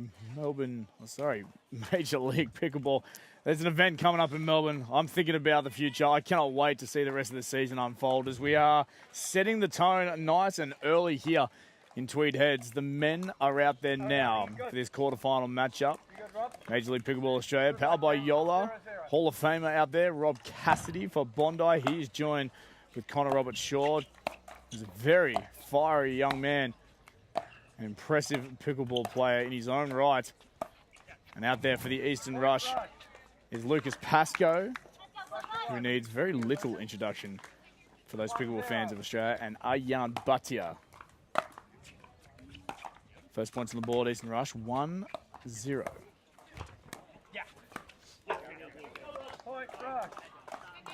And two missed volleys to start this matchup by Connor Robert Shaw, but geez, he's an intimidating factor up at that line. Look at that height. Big frame for a young man. He's only 21 years of age. Originally from New Zealand. That's quite a presence on the court.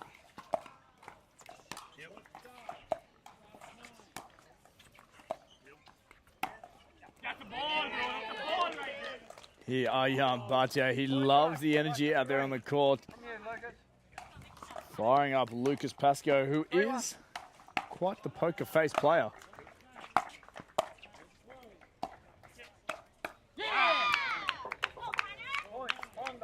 Very curious to see how these two teams and two energies line up, especially when Rob Cassidy starts to fire up as well. It's great to have him on the scene down under.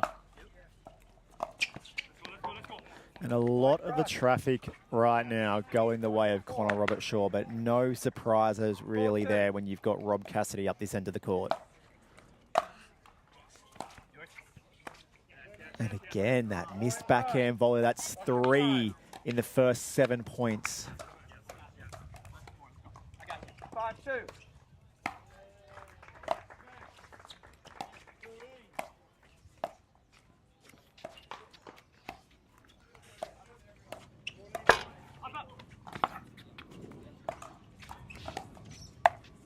Rob Cassidy.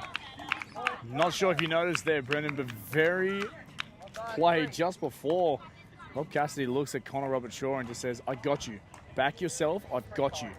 Steps in, takes a strong hold at that point and gets a point on the board here for Bondi.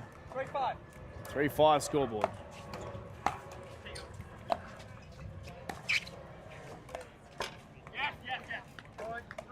Just holding back ever so slightly on his shot choices.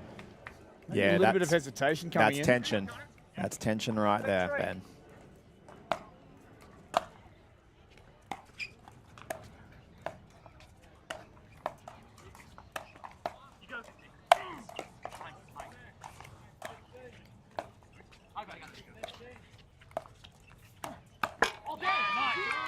All Rob Cassidy right there.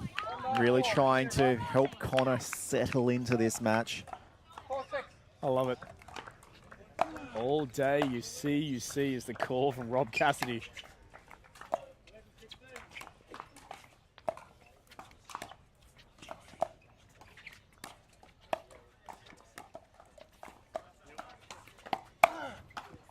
Reflexes from Rob Cassidy. Firing up now. Serving at 5, Connor. He's got one of the most unique paddle holding techniques. If you check yourself out on the live stream, he almost holds it like a table tennis paddle. High up on the neck. Fingers across the bottom part of the paddle.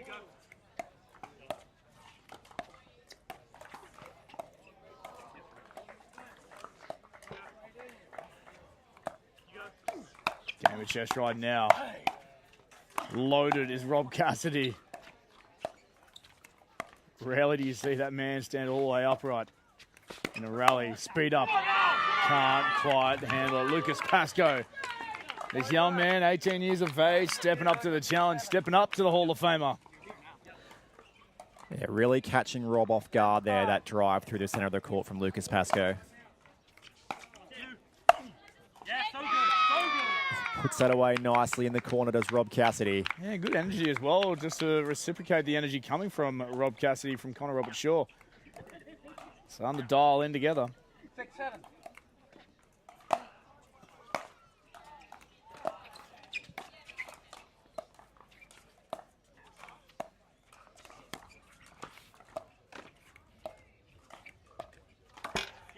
Connor looking more settled now, Ben. Those wise agreed. words from Rob Cassidy have really solidified Connor's play up at the kitchen here. Yeah, I think some great leadership shown there and camaraderie brought to the court from Rob Cassidy.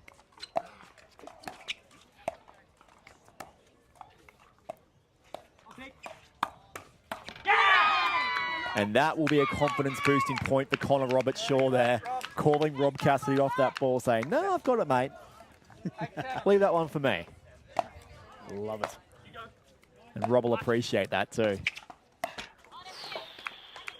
All right, a good little run there from Bondi Pickleball though.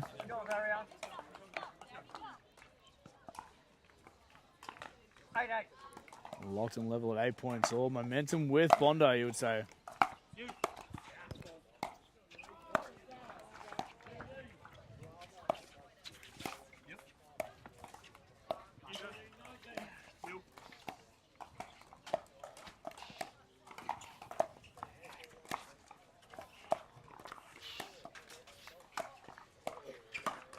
Speed up, Connor Roberts-Shaw. We spoke about the big frame that this young man is, and he stepped up full reach, taking on Aryan Bhatia, who has gone uncharacteristically quiet in this quarterfinal right now.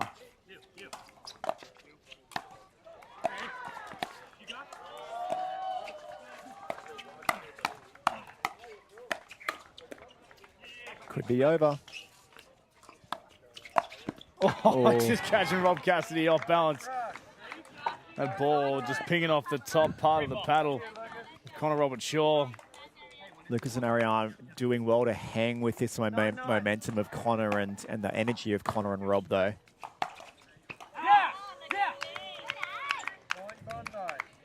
Just wide. 10-9. You go.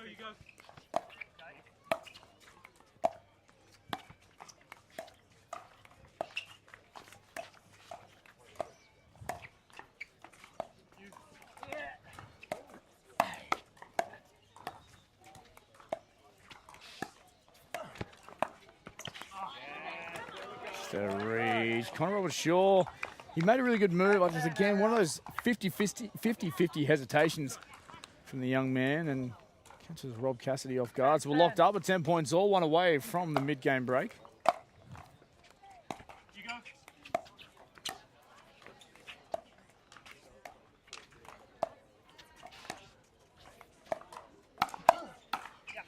Lucas Pascoe.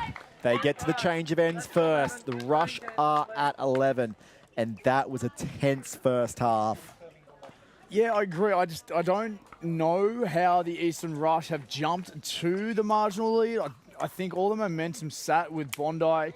Rob Cassidy did a really, really good job with Connor Robert Shaw just to bring his energy and him into the game as well. But patience, resilience, I think, has been shown specifically from Arjan Bhatia and Lucas Pascoe. In this scoring format as well, we generally see a lot more rush happening, not just from the Eastern Rush, but in general, like a lot more impatience. And what we're seeing out here is a lot of balls bouncing in the kitchen, a lot of dead dinks, and that probably is a telling sign of everyone's unsure, they're a bit hesitant to pull the trigger, maybe even a little bit nervous. But quality start here by all four players, and a little bit nervous from Connor to start off with, but he really settled. Yeah, I don't envy the position of the players out there. Obviously, they are the paid professionals and the top of their game, but it is crunch time, the business end of this competition, for day 3 of the Major League Pickleball Australia, powered by Yola. Event number 1 of 6 this season for 2025 as the teams come back out. It is just a 1 point splitting them coming out into this second game matchup. The ladies for the Bondi Pickleball Club taking the first. It is a crucial stage and crucial game here for the Rush right now. 11-10.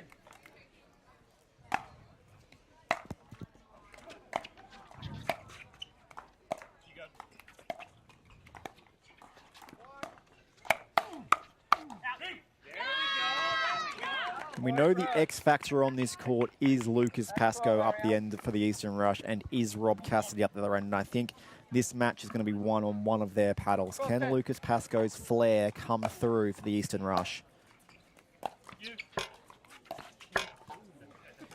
It's interesting the comment you make of the X factor players on both sides of the court.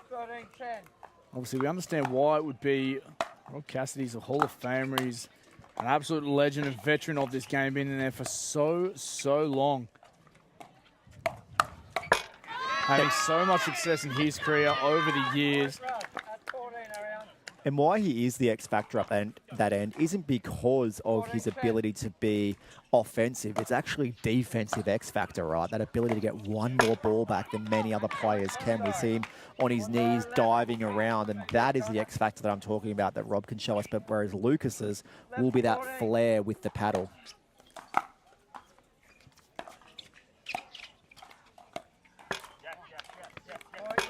A point here for the Rush. And Lucas Pascoe, look, we mentioned no introduction required, but that man has been a #1 draft pick at the age of 16, already 17 years of age. He's already got a title with the Fast Fours last year in the Major League Pickleball season. Fast feet from that man, how did he get there is beyond me.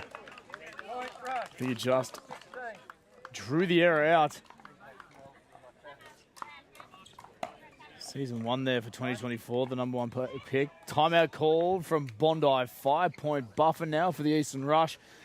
We have had word come in from the quarterfinal over there on Grand Slam Court. It was a 3-0 victory to the Sydney Smash over the Southern Stars.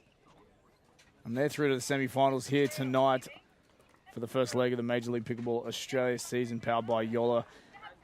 So right now we've got the hustle the New Zealand Hustle. We've got the Sydney Smash into the semi-final. And Northern Crocs, was it? Northern Crocs, I believe, Yes. went through in their first quarterfinal this afternoon. And we've got the final quarterfinal happening as we speak. How the four teams, or the three teams that are through, and one of these two teams match up in the semi-finals is yet to be told. But our semi-finals scheduled for a 6:30 start time. Might be pushed back ever so slightly, depending on the depth of this game we have happening right now. There's still plenty to play for out here, right? The Eastern Rush have taken up a nice 15-10 lead. You good, Rob? Excuse me, 16-10 lead. 16-11.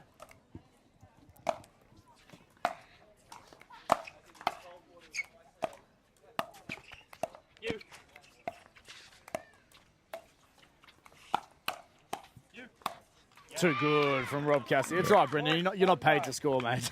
You're paid to commentate and give us the insights, and that's why we've Math given you was the never my mic. strong suit, right? But a nice wrong footing volley there from Rob Cassidy. Lucas was leaning left and went nicely up the centre of the court. All Let's right. continue to roll right now for the Rush. Yeah, Connor's got to make that. 17-12. Great depth on the return from Connor. So solid on the stand down there from Connor Robert Shaw. 13-17.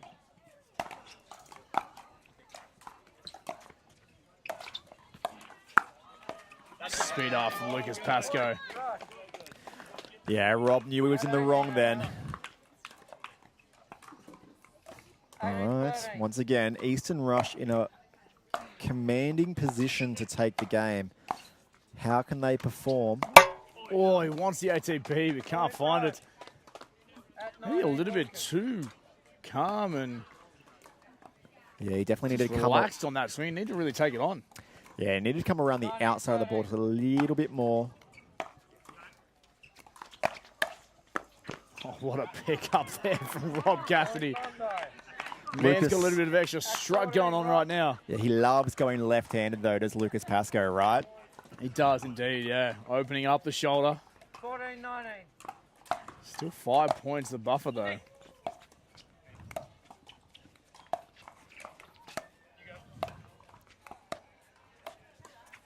ATP clips the net on the way through.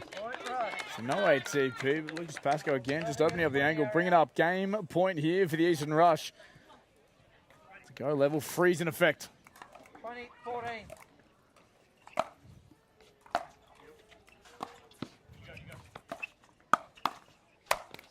Good Putting night. it down. Game done and dusted here for Ayaan Bhatia, who was a little bit quiet in that game just then, but he stepped up when it was needed.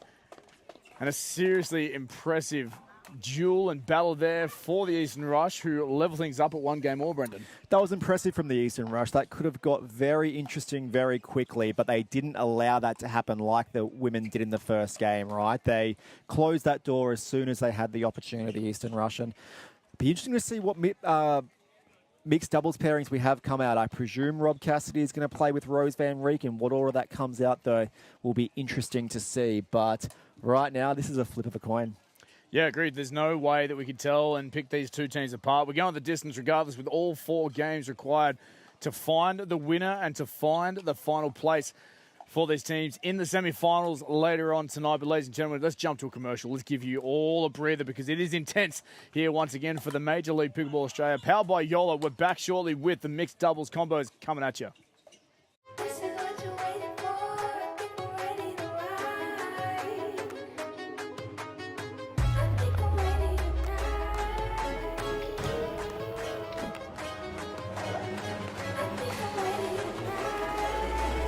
This is what you're waiting for. People ready to ride.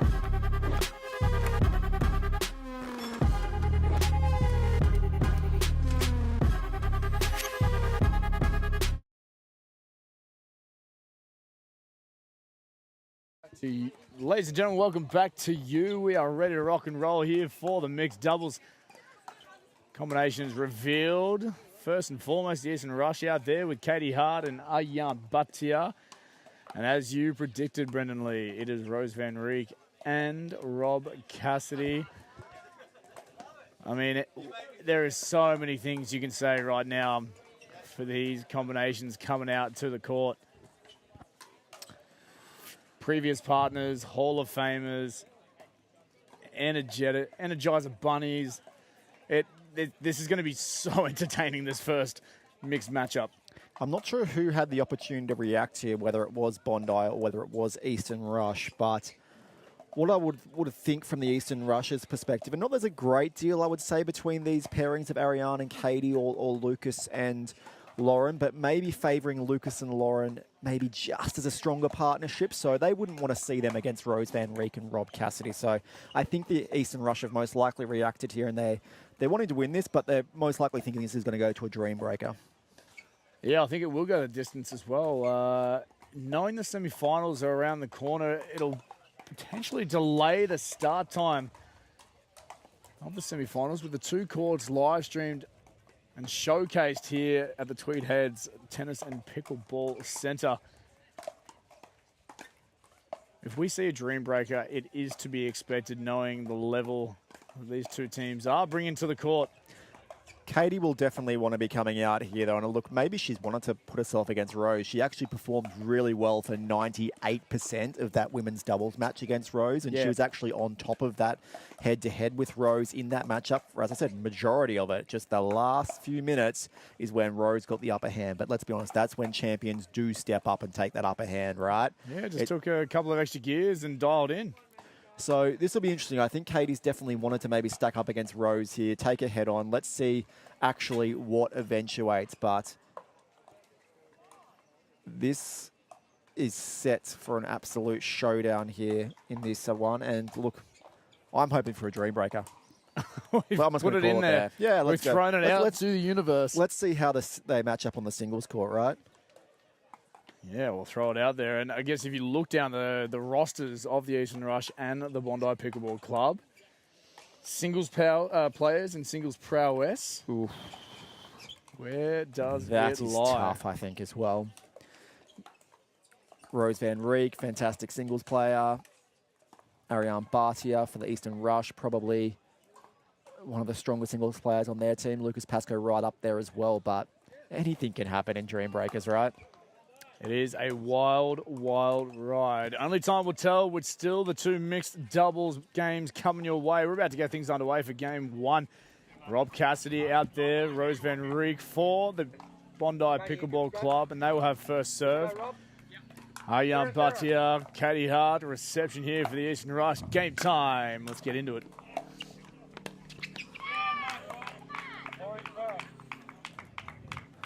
First points on the board, going the way of Bondi. Depth on that first serve from Rob Cassidy. That was tremendous.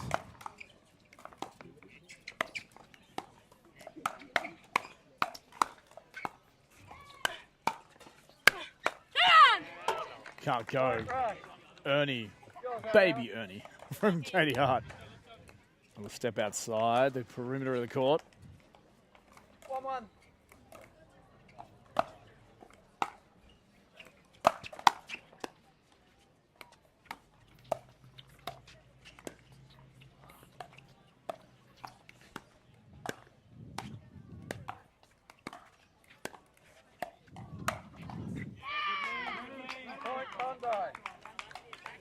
Just didn't get enough roll on that one, did Ayaan Bhatia, to bring that one down into the court, but promising signs there.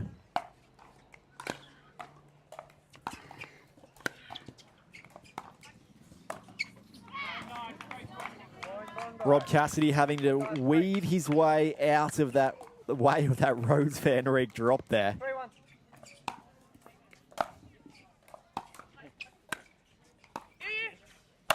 Whoa, serious power from Ayaan Bhatia. Coming from you, Katie, at 2. A little bit of energy early here between these two. Just got to keep each other in check, understanding there's a long way to go. Lots of head-on hand battles here, or battles in general between Rose Van Reek and Katie Hart, and that is not surprising. It almost might not be the right tactic for one or the other, but it just seems like they just want to win that battle head-on. A little bit of bragging rights on the line. Rob Cassidy almost getting that one back. Oh yeah, Bhatia swinging hard and flat, body bagging. Scoreboard check. 3-4. 3-4 is that scoreboard. Rush closing the gap. Ooh, and off the tape, just travels wide there. 5, Rose. 5-3.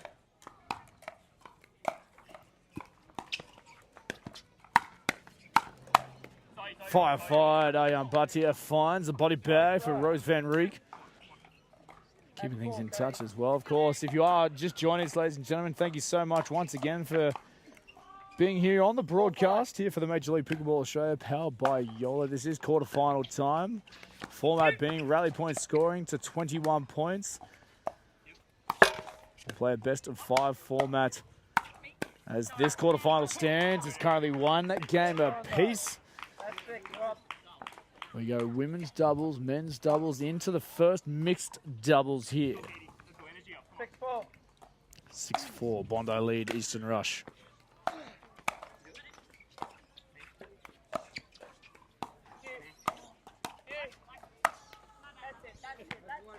Point Rush.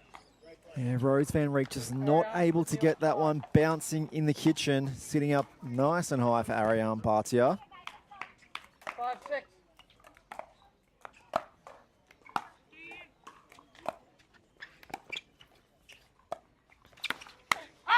Ooh, good dodge there by Rose Van Reek. That was head high from Katie Hart. Well, I don't even know if she dodged it. I think the ball just perfectly went over the top, no skimming of the bun, but geez, she did well to avoid it nonetheless.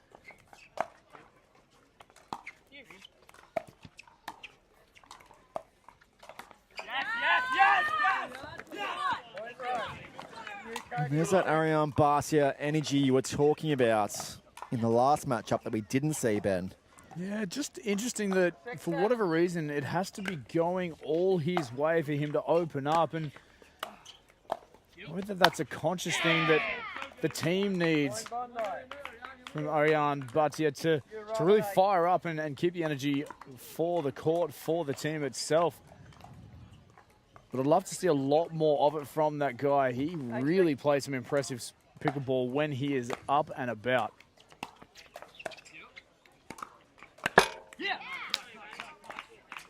To the net on this occasion. 9 points here for Bondi Pickleball. 9-6. 9-6, they've jumped to a 3-point buffer. What a drop shot that is for Rose Van Reek. Oh, go, Ayan Bhatia. Point Rush. Head nods of approval. 7. Back to within 2. 7-9. 7-9.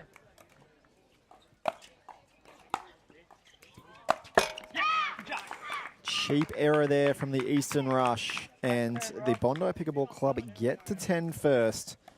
They're just maintaining that little lead. 10-7.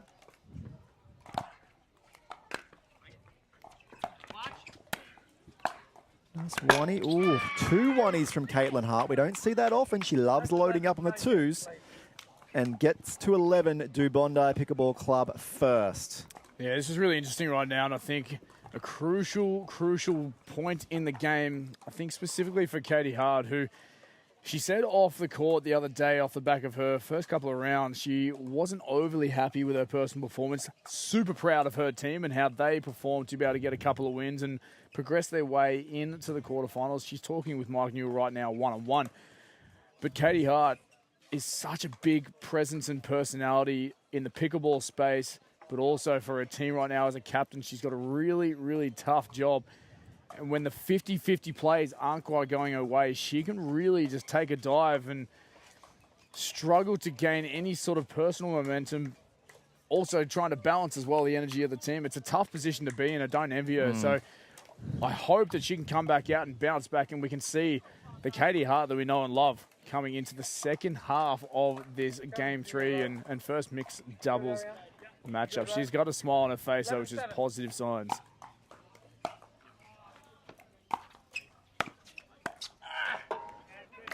Rob Cassidy right now just not faring well in that head-on battle with Ariane Bardia. There hasn't even really been a battle, to be honest, because he just hasn't been able to keep Ariane at bay.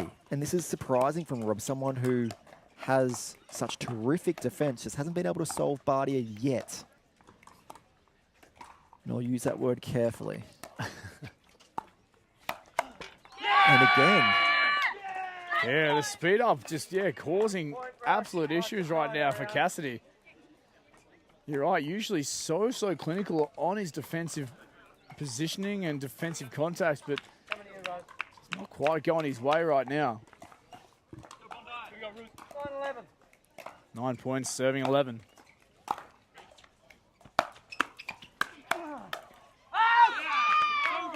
There's the first little bit of fire we've seen in a while there from Cassidy. Some big power from all players there. 12-9.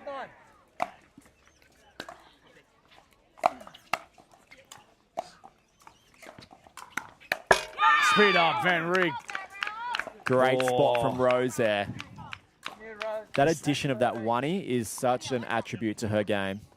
This is the energy we saw in the women's doubles in Game 1 of this quarterfinal from Rose Van Riek. Skims over.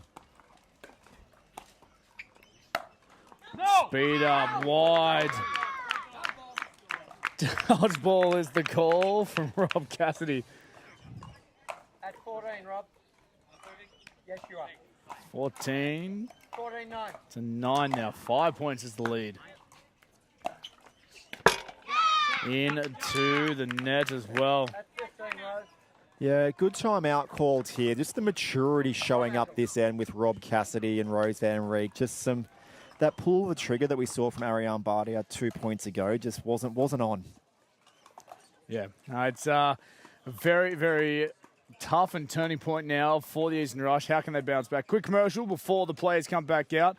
Thank you for joining us once again here for Major League Pickleball. This is what you're waiting for. People ready to ride.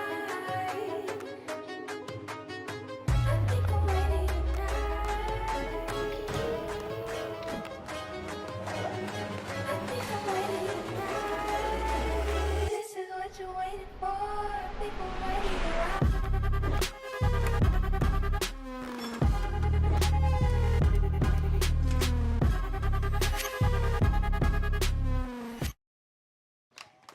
Back to it here, ladies and gentlemen. Rose Van Riek to the left of your screen, at the bottom of your screen. And Rob Cassidy there. Timeout was taken from the Eastern Rush. They are feeling the scoreboard pressure right now. A good timeout taken indeed. Just to be able to reset, I think, At 10, Katie. for Katie Hart and Ariane Batia. 15.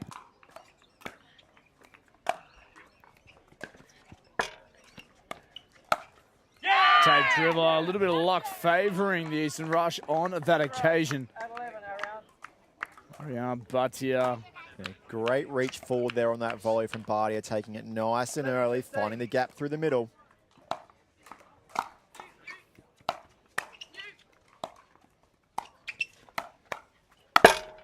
Oh, clip of the tape again. Yeah. And you create your own luck, right? And he was in a really positive mindset there, so that was deserved the point either way, I think. Yeah, really positive body language here from both Katie Hart and Ariane Batia. Staying aggressive. A great timeout was called. Oh, and there it is from Katie Hart. Point Bondi. Right play, just didn't get the body and the feet in the right position there, unfortunately. Yeah, just crammed herself up a little bit, obviously forcing the error over the top. 15-12.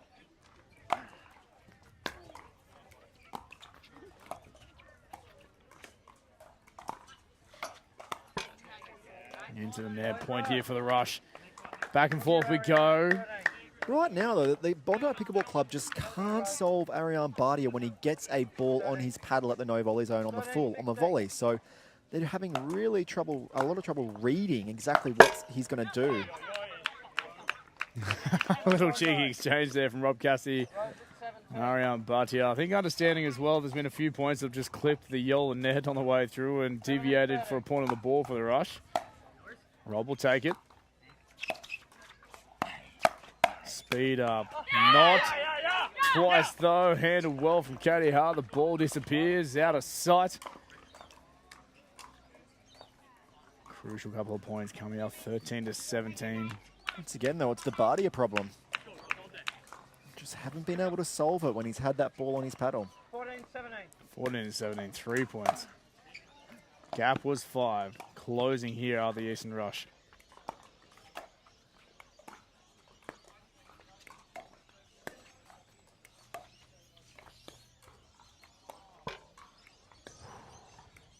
Sneaks over.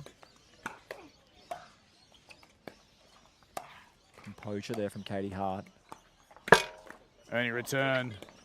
Somehow the ball stays alive. Fancy footwork here. Pace thick and huge. What did we just see? That is outrageous from the Eastern Rush. Just a counter attack. The Van Reek Ernie. Katie Hart gets one back. And then the court coverage from Ariane Bardia forces the Rob Cassidy backhand wide down that line. We're back to within 2, 15-17 now.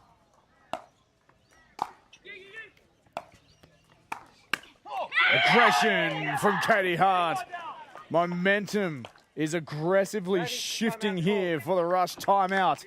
Bondi Pickleball Club. Yeah, and Rose Van Reek cursing herself there. She knows you can't put that ball up on Katie's right shoulder like that. She's going to absolutely pulverize that with 2 hands.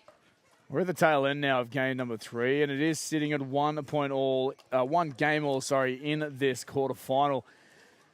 I can't pick it again. I don't think I should have the bravery to try and pick this game, Brendan Lee. You know these players more than most. They've been around the scene altogether.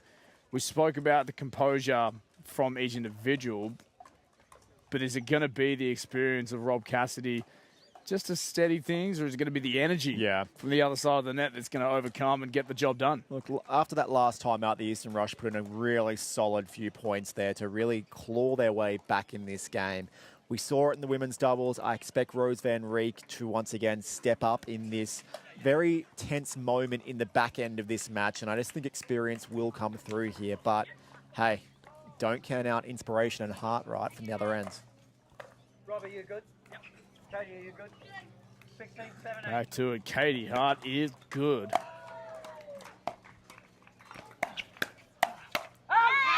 And that is one of the few hands battles that we've actually seen Rob Cassidy come out on top of. Yeah, agreed. I reckon I can count on one hand how many times he's won that head on. 18-16.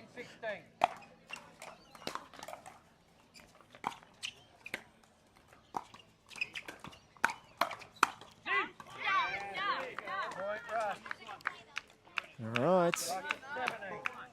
1 point ball game. Bardia has really stepped up in this game. I've been so impressed with what he's brought to the court out here, especially against such a seasoned competitor like Rob Cassidy. Yeah, he's really stepped up the challenge, hasn't he? Like, that drop was sick. Henry, for whatever reason, just planted her feet and let that ball sail across, and the off-balanced shot, just a rare error, and it just maybe just froze her a little bit. The shot was absolutely phenomenal, of course, but rare to see Van Reek just plant and lean.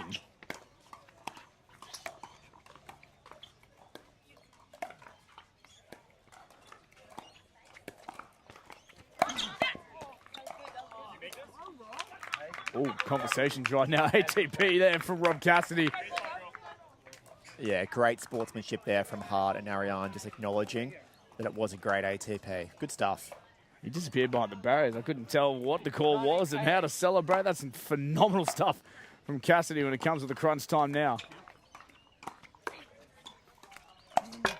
Oh, once the angle hook get the tape dribbler I said experience might pull through at this stage, but maybe it's luck. I think he's just backing himself as well. But he's coming in and just going, like we mentioned in previous games, that you've got to back yourself in. You've got to leave it all out there on the court. That's heartbreaking, though, that ball for the rush. 20-18 game point here for Bondi Pickleball Club.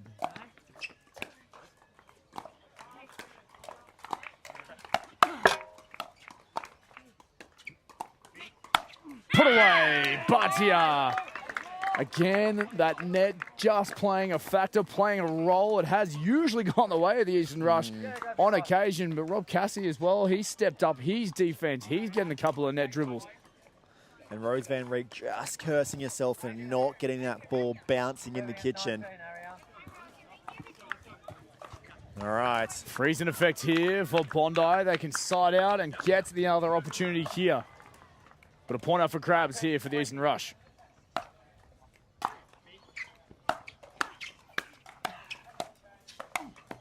Not taken. Cassidy steps in. I really like that play from the rush, though, when Ariane's driving that third so hard at Rose and Katie's crashing it. It has been effective. Can they fight off another? Game point here once again, Bondi.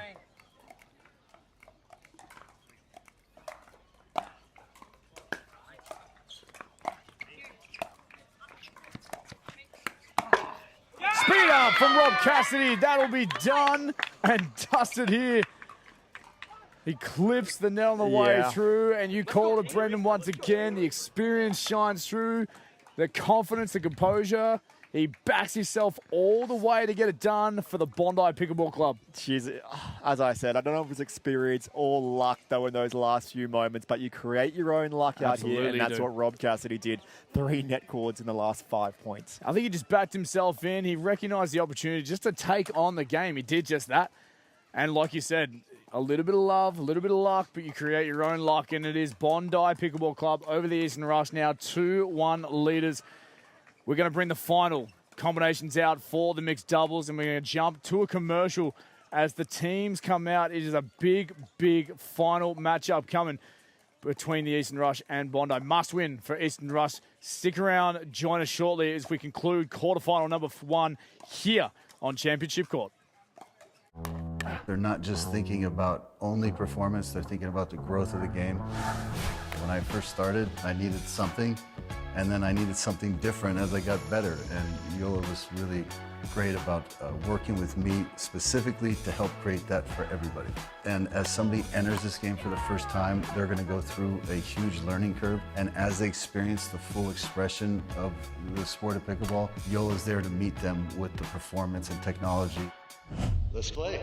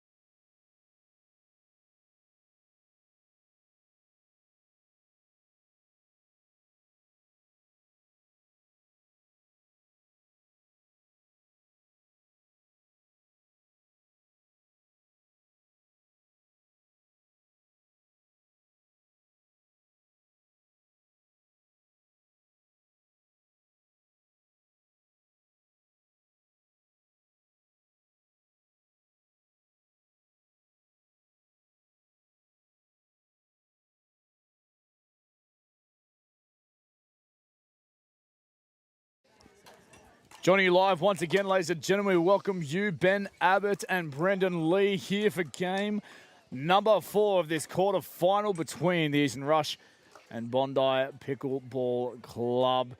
2-1 does the Bondi Pickleball Club lead, and Brendan, we still can't pick it. Well, maybe not the overall winner of the match, but I got a sneaky suspicion we may be heading to a dream breaker. But mate, you don't have a sneaky suspicion. You want a dream breaker. You know it's going to a dream breaker. That's what you are wanting to see. Will my prayers be answered? And look, Lucas and Lauren, I think they're a formidable pair up the other end, and I expect them to have a relatively good grasp on this match. But let's see what Connor and Paula can do, right? Yeah, it could be very, very interesting. I think Lucas Pascoe is going to have a lot to do with the outcome of this game, whether the scoreboard stays tight or whether he just takes complete control and overruns the space. Connor Robert Shaw, he stepped up midway point of his men's doubles game. There's a couple of young guns out there going head-to-head now. And that is what I expect to see from Lucas Pascoe. I think he's going to be an absolute menace, and he's just going to wreak havoc on Paula. 2-1.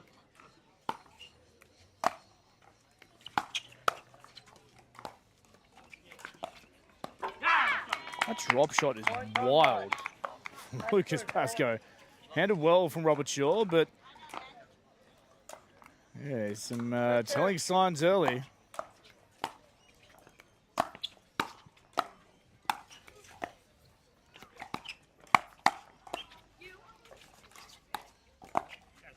Perfectly placed. He didn't overplay that one, Lucas Pascoe. Just put it deep down the middle of the court. And set up the off-balance positioning and play there for Paula Revez.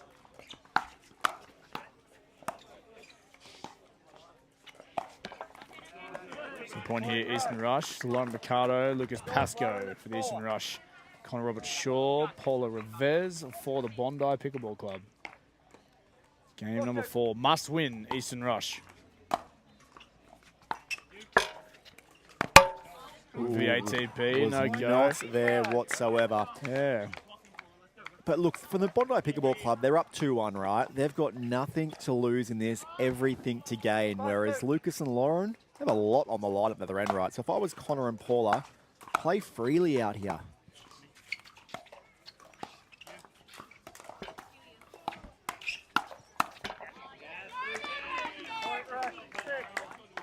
Lucas Pascoe again, just proving his value. He's a tough customer in the firefight when your feet are right up in the kitchen.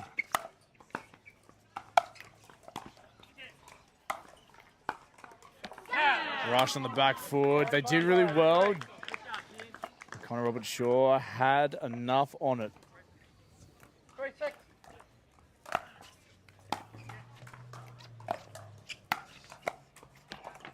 Yeah, right now, a couple of volleys just gone at Paula there from Lucas. That one didn't necessarily have much pace on it, but Paula not knowing what to do with that at the moment. Yeah, seems a little bit out of sorts. Uncharacteristic there from Pascoe. I think with Lucas, like, there's such good disguise on it, right? It's really hard to work out exactly where that ball is going to be going. And he puts it in such tough spots. Read and anticipation, obviously a crucial part of the game of pickleball, especially at this level and the pace of it. Hard to pick up, and yeah, Lucas Pascoe does so well off the ball to disguise his shot making.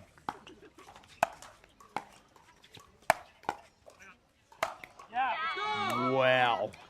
You are not defending that. That was some serious power right there. Oh, even the angle as well there from Connor Robert Shaw. I reckon that was inside kitchen, the big man's reach.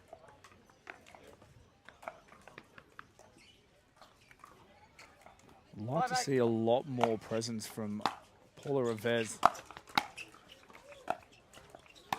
Hasn't been able to play away into this game before just yet.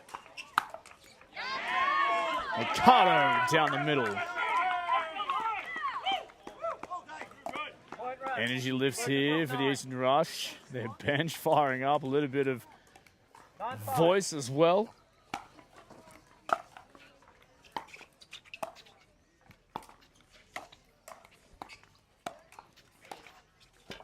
Oh, won't go. Point Bondi. Paula at 6.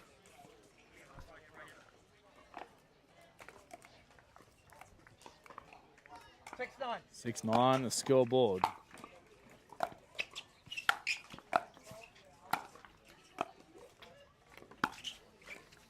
Just out of reach. He's just baffling Paula. She doesn't know whether she's coming or going on that.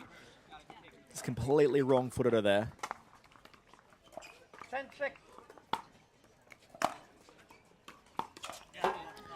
If they are coming in, Connor and Paula, they're really going to have to get that ball to drop on Lauren rather than Lucas.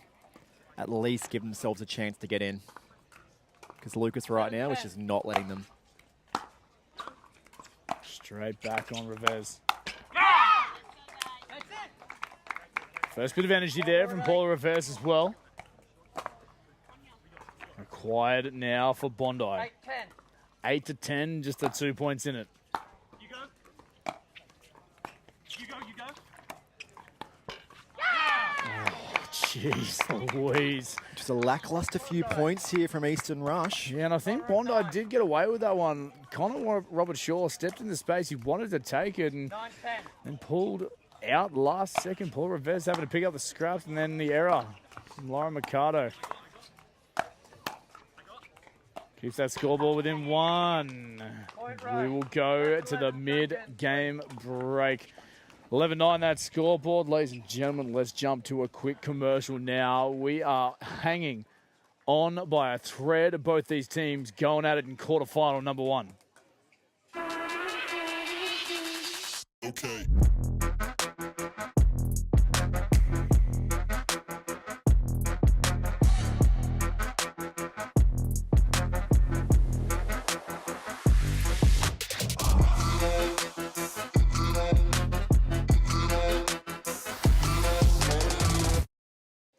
Welcome back, Pickleball fans. Ben Abbott, Brendan Lee with you courtside for Major League Pickleball Australia. Powered by Yola.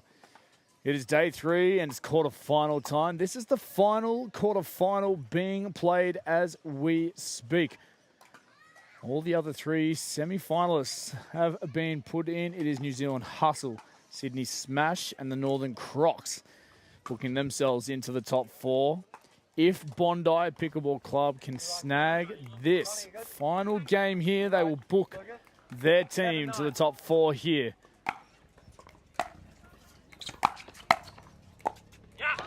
That's a good start there from Connor Robert Shaw. At 10, Paula. 10-11. 10-11.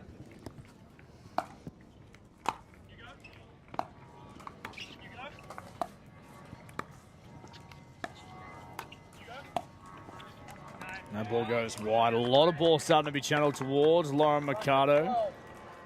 Has made a few little uncharacteristic errors. Has looked a little shaky.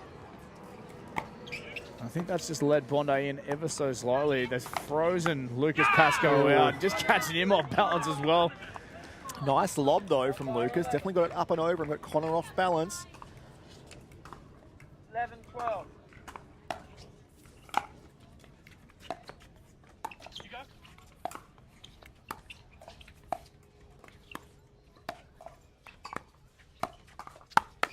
Oh, speed up, Lauren Mercado. A little bit of voice as well from her. Yeah, that was great point construction there from Lauren Mercado. As soon as she's got Connor off balance, rip that next volley straight at him. Speed up, Pascoe. Lead extends now for the Eastern Rush. They go to 14. At 14, Lauren. 14-11.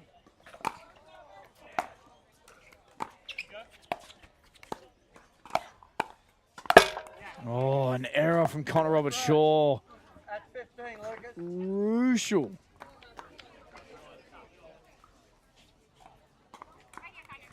The way things are going, Eastern Rush They want to force a dream breaker to keep their top 4 hopes alive. Speed up again, Lauren Mercado. Timeout called here. Bondi Pickleball Club. Eastern Rush up, I believe, 5 points now in this Game 4 matchup for the Premier Quarterfinal Major League Pickleball Australia, powered by Yola. Brendan Lee, the talking tales. It's all Rob Cassidy right now, giving a bit of feedback on shot choice, body positioning. Can you interpret the body language of that man from down the other end? Well, I think in the last few points, we've just seen a few errors there from Connor Robert-Shaw on those volleys that really could be crunched, right? So I think Rob's just giving him some feedback on where his body should be, where he wants his paddle and the likes. And I think Connor is definitely clever enough to make those adjustments. So, look, as I said at the start, Bondi's got nothing to lose with this match and everything to gain. They're probably not the favourites going into this matchup. So just go out there and leave everything out there, right? If it goes to a dream breaker, there could be worst case scenarios. Very interesting insight there. Knowing the experience of Rob Cassidy, you'd want to be taking on any and all information from that man. Hall of Famer in the pickleball world. Mercado gets us back underway.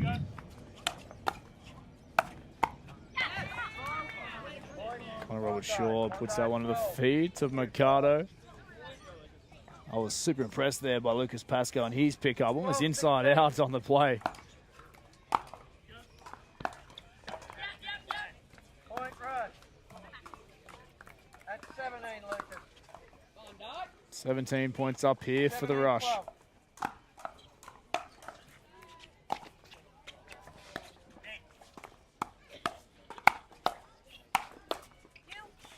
Great defense here from Revez. Oh, just off the toe of the paddle. Nearly lands it, though, after all that. My goodness. Really good stuff. Sportsmanship shown as well from Robert Connor Shaw.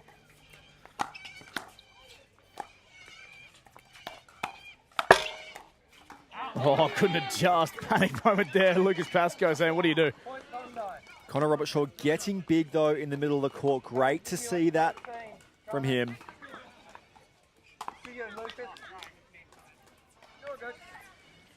Bondi need 1 or 2 on the board here. They need to close this gap, and they need to close it now.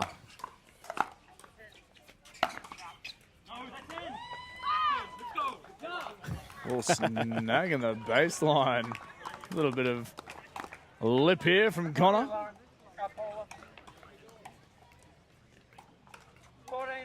14 to 18.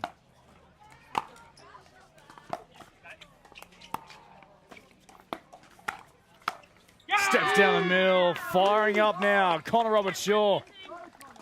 Closing that gap. That's what they needed to do, and they need to do it now, and they've done it. Can they put one more on? Close the gap a little bit more. Oh, lobbed up and rightfully so put away from Mercado. At 19, Lucas. We go to 19. Pascoe to serve.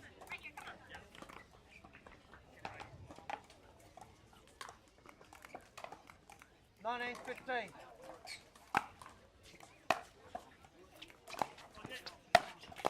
And the feet, Mercado handled well.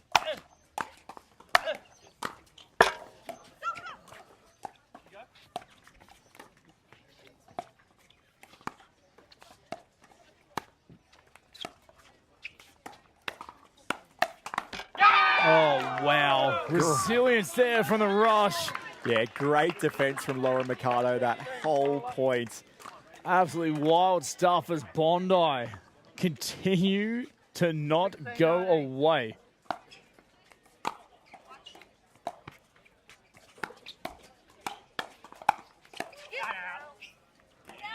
They'll go long Eastern Rush. They jump now to a game point opportunity to force this quarterfinal to a dream breaker.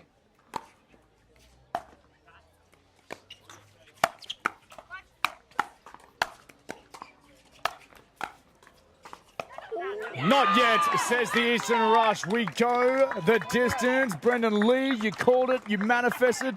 It's happening. We are going to a dream breaker here for quarterfinal. This is exciting. Good to see one of the quarterfinals go to a dream breaker because they have really been one-sided today. A lot of these quarterfinal matches. So the fans in these stands are getting exactly what they want, and we're getting a dream breaker. Now let's explain the dream breaker format, Brendan Lee, to the pickleball fans. We know most people will know and understand that format, but it's so unique that any new fans out there who don't quite understand the format, are new to the space, want to get involved, this is where you earn your money. So this is a shootout to 21 points. A one-player on court at a time will play a total of 4 points before they rotate out, and the second player in line rotates in.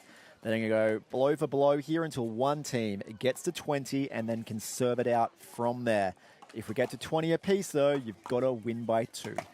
Isn't that an interesting conversation in itself? You rotate every 4 points. You could be out there once. You could be out there, you know, maybe twice, 3 times if you're lucky, depending on the depth of the dream breaker. But this is where it's all decided. The final position in the semifinals is up for grabs. Will it be Eastern Rush? Will it be Bondi Pickleball Club? I reckon we'll jump to a commercial, ladies and gentlemen. We will check out this action as we are set to reset and get things underway in just a moment's time. They're not just thinking about only performance, they're thinking about the growth of the game. When I first started, I needed something, and then I needed something different as I got better. And Yola was really great about working with me specifically to help create that for everybody. And as somebody enters this game for the first time, they're going to go through a huge learning curve. And as they experience the full expression of the sport of pickleball, Yola's there to meet them with the performance and technology. Let's play.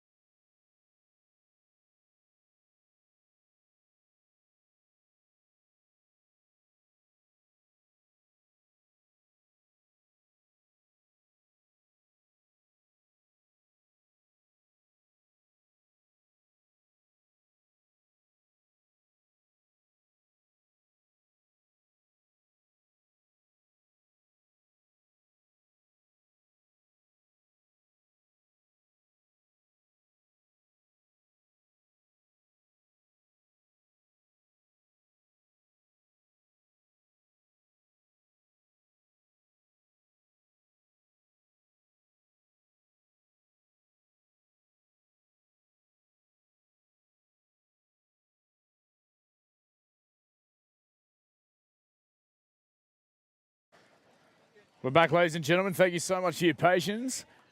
If you are just joining us, your timing could not be more perfect. It is Dreambreaker time here for this quarterfinal.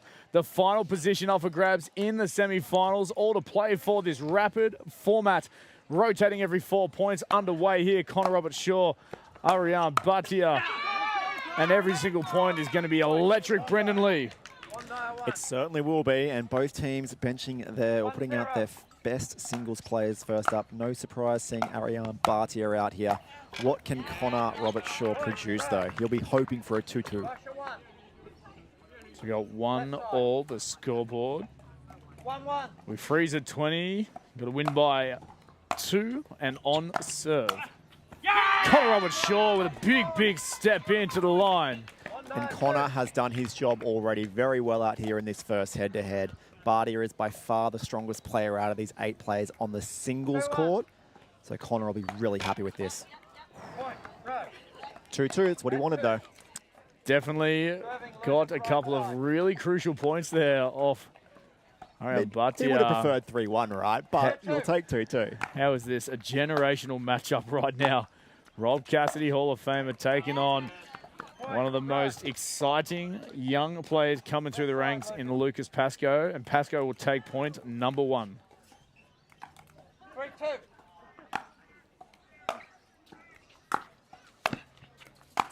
Oh, Lucas Pascoe, take a bow, sir. Point rush, rush of 4. He'll go 2-0 up in this tie. 4-2.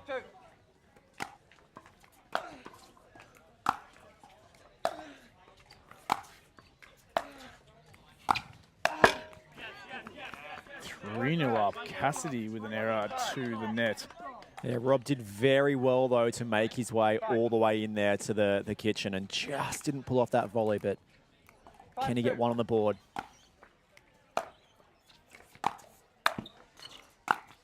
Oh, Lucas Pascoe, 4-0 against Rob Cassidy. And look, that was really important for the Eastern Rush because look out now, the Bondi women are coming and they probably slightly have the upper hand here over the Eastern Rush women. Let's see what happens. There's one. Left side. Captain Rose Van Rieck out there for Bondi. 3-6.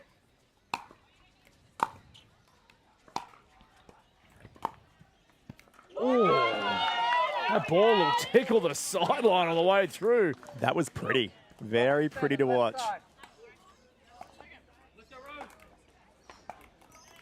1-all in this tie. 7-3 to the Rush.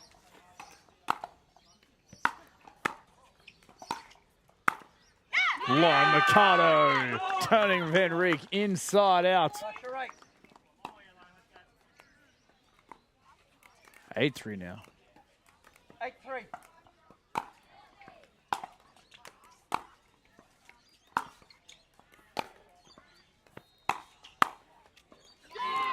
Much needed point there for Rose Van Rieck and Bondi.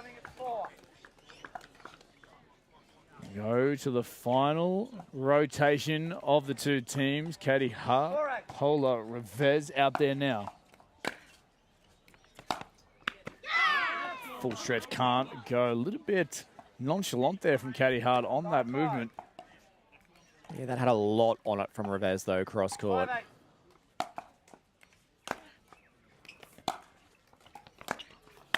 Paula Revez controlling this space right now. Bringing a couple of crucial points to Bondi. 6-8. Closing the scoreboard within 2. Oh, just hits the net on the way out. Rush get on the board. A much needed point. 9-6.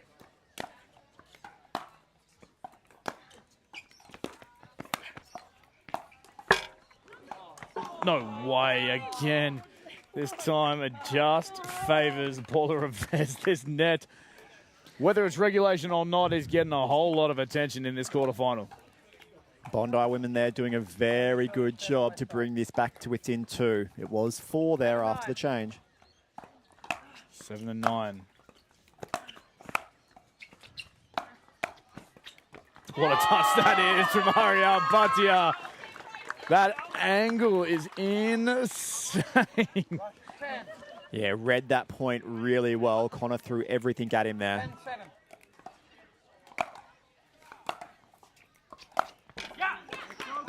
10-7. All right, as I said at the start, Connor will be very happy when he plays Ariana and this goes 2-2. So we're sitting at 1 apiece now. I'll call it out again. 8-10.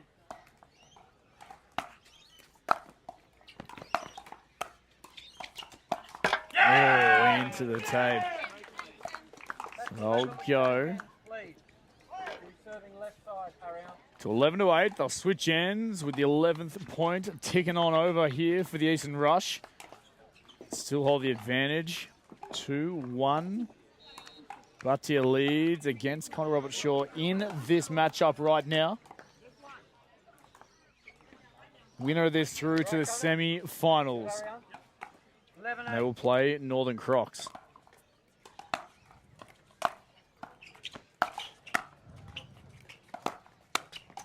Connor Roberts-Shaw will snag the outside of the line again. Goes 2-2. Really important, as you said, Brendan Lee. Now, this was the head-to-head in the first round that really put a dent in it for the Bondi Pickleball Club. So, Rob Cassidy, any points here would be a bonus. A reminder, remember, it was Lucas Pascoe, 4-0 against Cassidy.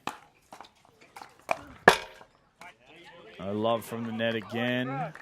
Cassidy just has to shake it off. 1 to Pascoe. 12-9. 12-9. Inside out. A little bit of a tumble there from Cassidy.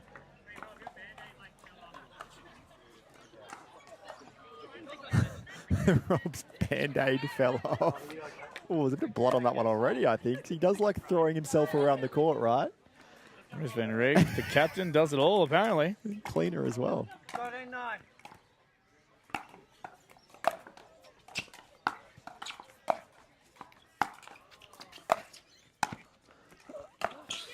Lucas Pascoe can just not miss right now. 7-0, Ben.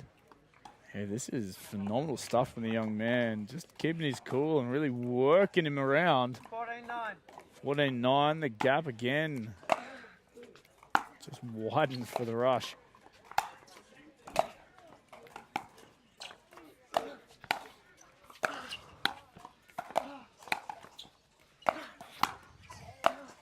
Massive from Lucas Pascoe. 8 O's. Hall of Famer Rob Cassidy. That is outrageous from the young man. Yeah, well, going into it, we thought Ariane Bhatia might have been the strongest singles player, but what Lucas Pascoe produced in those last 8 points on his paddle was terrific. 16-9. Can the Bondi women fight back out here, though? First ball from Rose Van Riek, or first point there, does go the way of Eastern Rush, and this gap is widening. 16-9.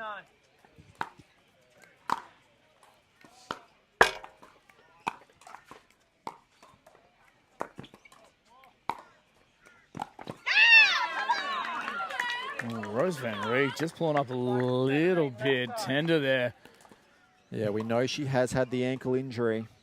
Interesting, she made that shot that she made earlier. 17-9. She deemed it as in, so she played it very, very tight on that left-hand sideline. Great shot to the corner there from Van Riek. She has been in this situation so many times. Captain Courageous is my nickname for her. She's just ever the battler out there for her team.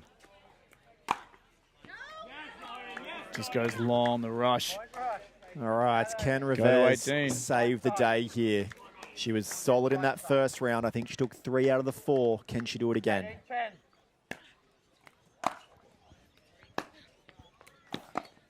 Tough ask on the first one. Good approach from Katie Hart. Left side, please, Katie. They go to 19. Opportunity for the captain to get it done here for the rush.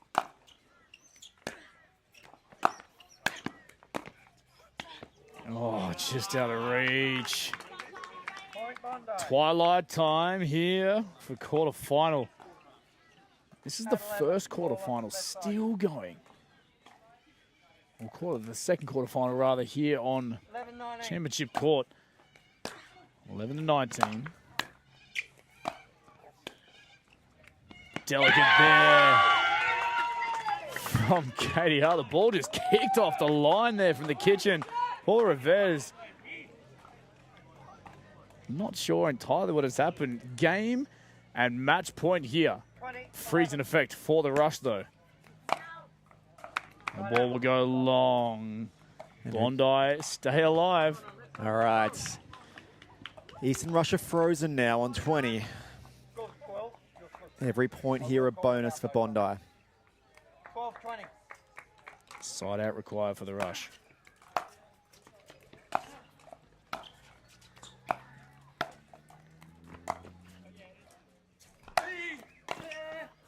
Just wide. Bhatia does enough. Game and match point number 2. Does this man live up to the name, the title of the best singles player in this quarterfinal? He'll do it just that. The Eastern Rush, ladies and gentlemen, through to the semifinals. Getting it done here in the Dream Breaker. Katie Hart and the Rush will round out the top 4 here for the first leg of the Major League Pickleball Australia, powered by Yola event. The first of 6, our semi-finals are now in place.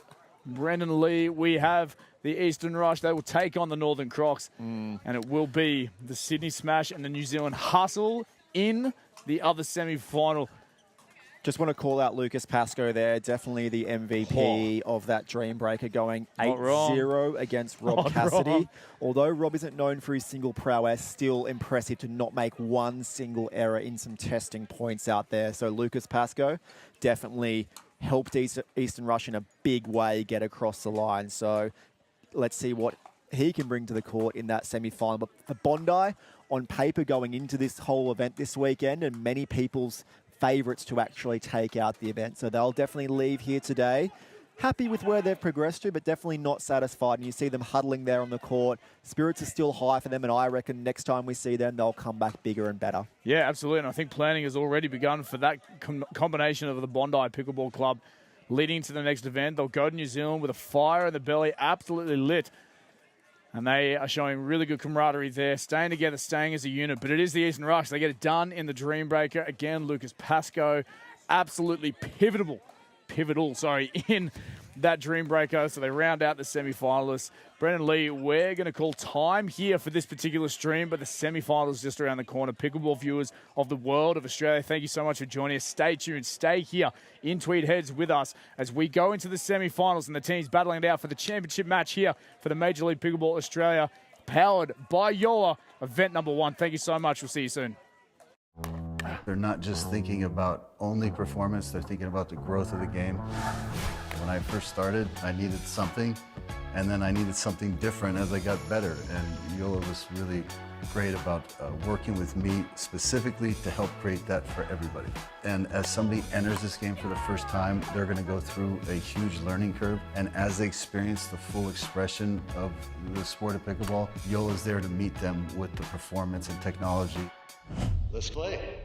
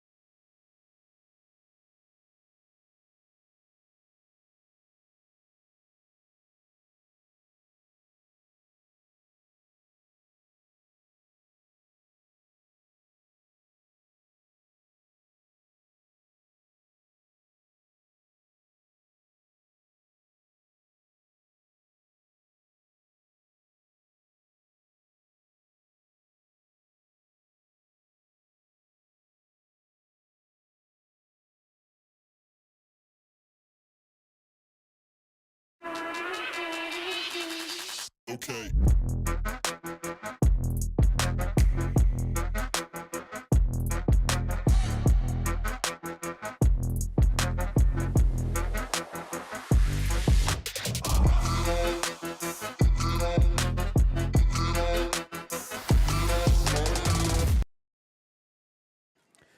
Ladies and gentlemen, good evening to you from Tweed Heads Tennis and Pickleball Centre. We welcome you for the semi-finals now of the Major League Pickleball Australia, powered by Yola.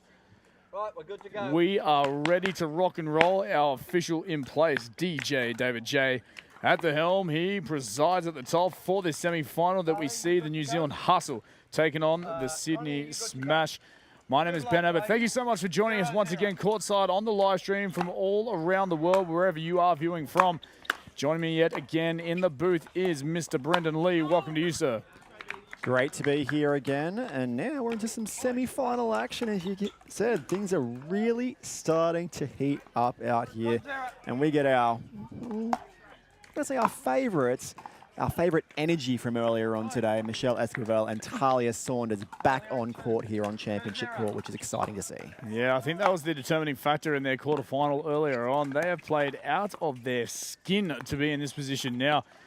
And on the flip side, we've got the Sydney Smash in the pink. They are standouts, one in uniform, but two in their quarterfinal. They went through 3-0. So they've had a plenty of time to have a breather, have a break, be able to reset and get in here. Their captains for each team, New Zealand Hustle, is Kyle Watnell. And for the Sydney Smash, Mitch Hargraves. Rounding out their fours for the New Zealand Hustle is Santosh Narayanan. And for the Sydney Smash, Engwon Kim. So looking forward to seeing all four of these players from both sides yet again out there doing their thing. For the first time on the stream, we've got the Sydney Smash out here on Championship Court. We're looking forward to seeing what talent they possess as they've made their way all the way through the top four. They are one away, both teams of the championship match. That'll be played tomorrow afternoon at 3 p.m. local time.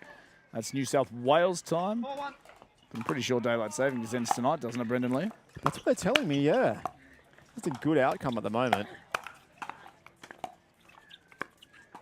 So we're into it and underway here with the ladies' doubles, first and foremost. I always get confused. Does that mean we get an extra hour's sleep in the morning, or we have to be here an hour I think earlier? we're losing an hour. Oh, but that's only from the time, daylight savings time. We'll check with the boss who's standing next to us and see if we can sweet talk him a little. But the schedule must go ahead as per plan. So I think we're going to lose that hour.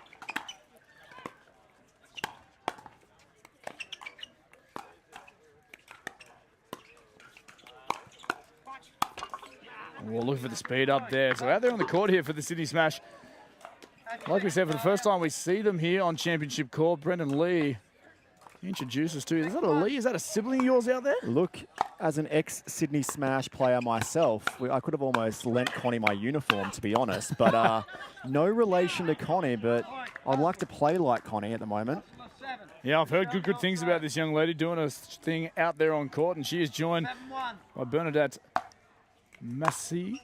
Is that how you pronounce the last name there? I think you've done pretty well. And look, Sydney Smash coming through 3-zip, I think, in their quarterfinal earlier on today. And correct, great confirmed to see 3-0. Yeah, great to see Sydney Smash progressing through to the semi-final stage here. Under the captaincy of Mitch Hargraves, they've had an up and down couple of years in MLP, and great to see Mitch progressing this far through. Well, Mitch and his team, I apologise, progressing this far through in the first event of the season here.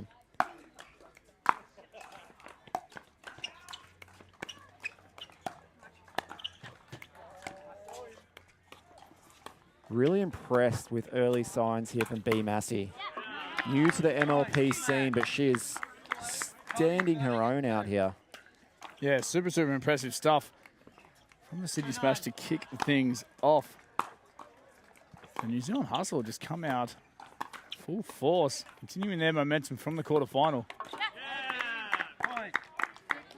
B starting at 3. 3 points on the board here for the Sydney Smash. 9 for the Hustle.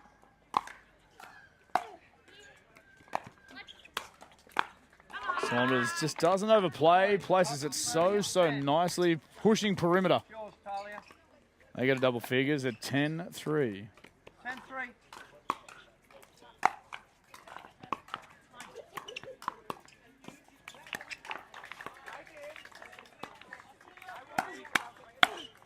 Oh my goodness, Michelle Esquivel again doing the damage, and so the Hustle will jump to 11 points. They lead by 8 in this first game matchup of the semi-final. We're going to jump to commercial there with the two teams switching ends. We're back out for the second half of game 1 in a moment's time.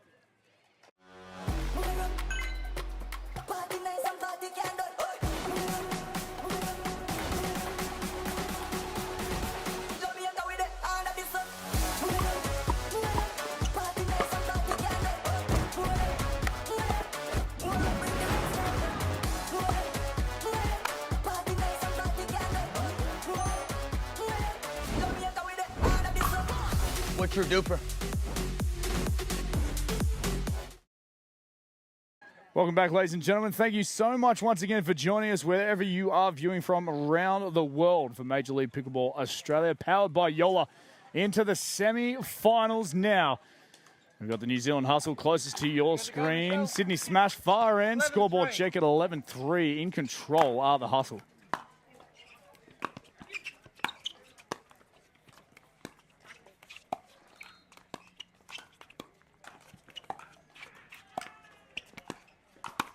Speed up here. Talia Saunders gets it done. She has been such a crucial part, an integral part of this team. 12-3.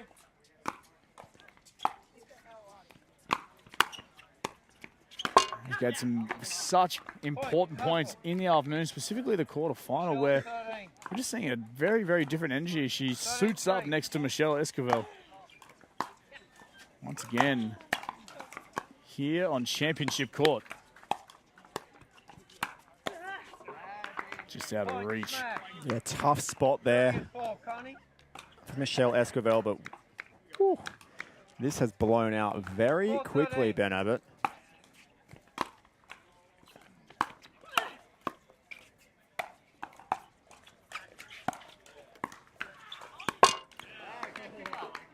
Saunders into the net. Bernadette Massey, Connie Lee out there, hanging tough there for the smash. Both the gents eagerly awaiting courtside, ready for their matchup in game 2.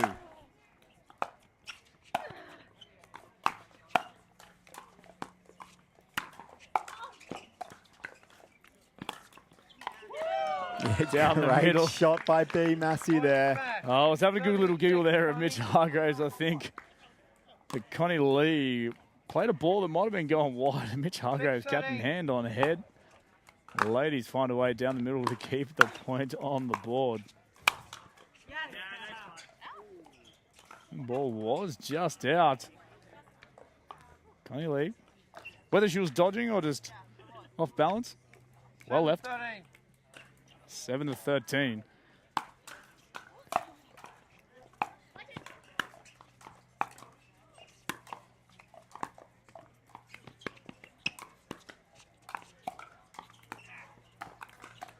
Just pushing that dink wide. But really good signs there from the Sydney Smash as they've changed ends. They've really narrowed the gap here, which is great to see. But the team up this end, probably one of the toughest women's doubles pairs we are going to see in MLP this year. Calling it right now. A few things you're throwing out into the universe for round 1 here of the Major League Pickleball Australia. There, Brendan Lee. We've got 6 events coming, and look, it's hard to argue that point right now for weekend number 1. They are looking very, very solid with a 15-7 scoreboard.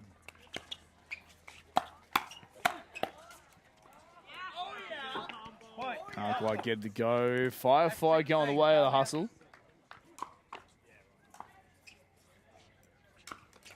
16-7.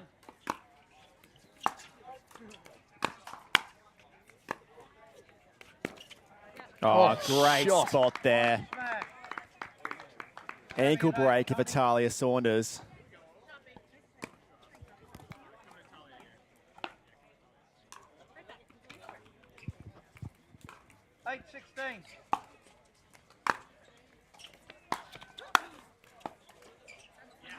Again, just getting caught at the feet there.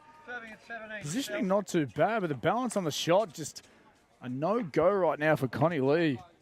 Just seems to be playing a fair amount on the heels.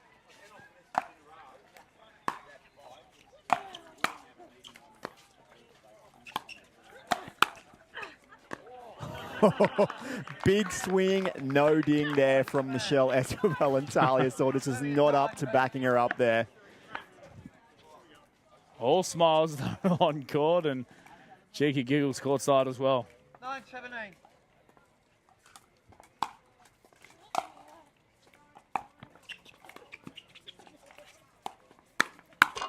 Oh, Talia Saunders, I think maybe got away with that one as it was lobbed up there for Connie Lee. Yeah, indecision there from Connie Lee, I think, Ben. Not capitalised on, I would say. Not committing to doing anything aggressive with it and just in the wheelhouse.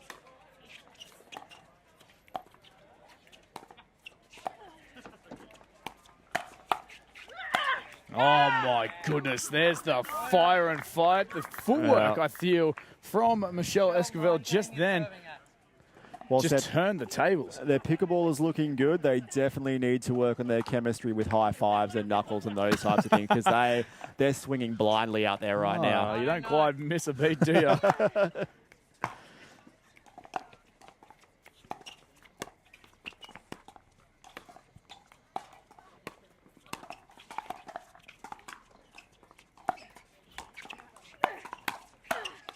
Opportunity for a celebration. Nope, still can't do it. The high five to the paddle, still no go. Paddle's a big, big target as well. They've got a few, as you said, a few events this year to work on this and get it right by the end. Right now, they're getting plenty of opportunities to celebrate as well. And yeah, it's clearly a work in progress. But they're getting the job done nonetheless. They move to 19-9. The hustle. My goodness, are they in control? 29. Make that 29. Game point here for the hustle, just like that.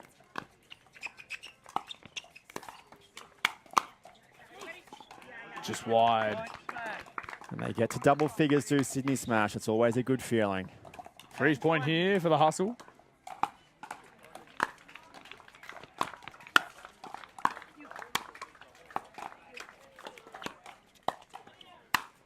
Put away at the feet again. Connie Lee just looking a little bit disjointed on her play.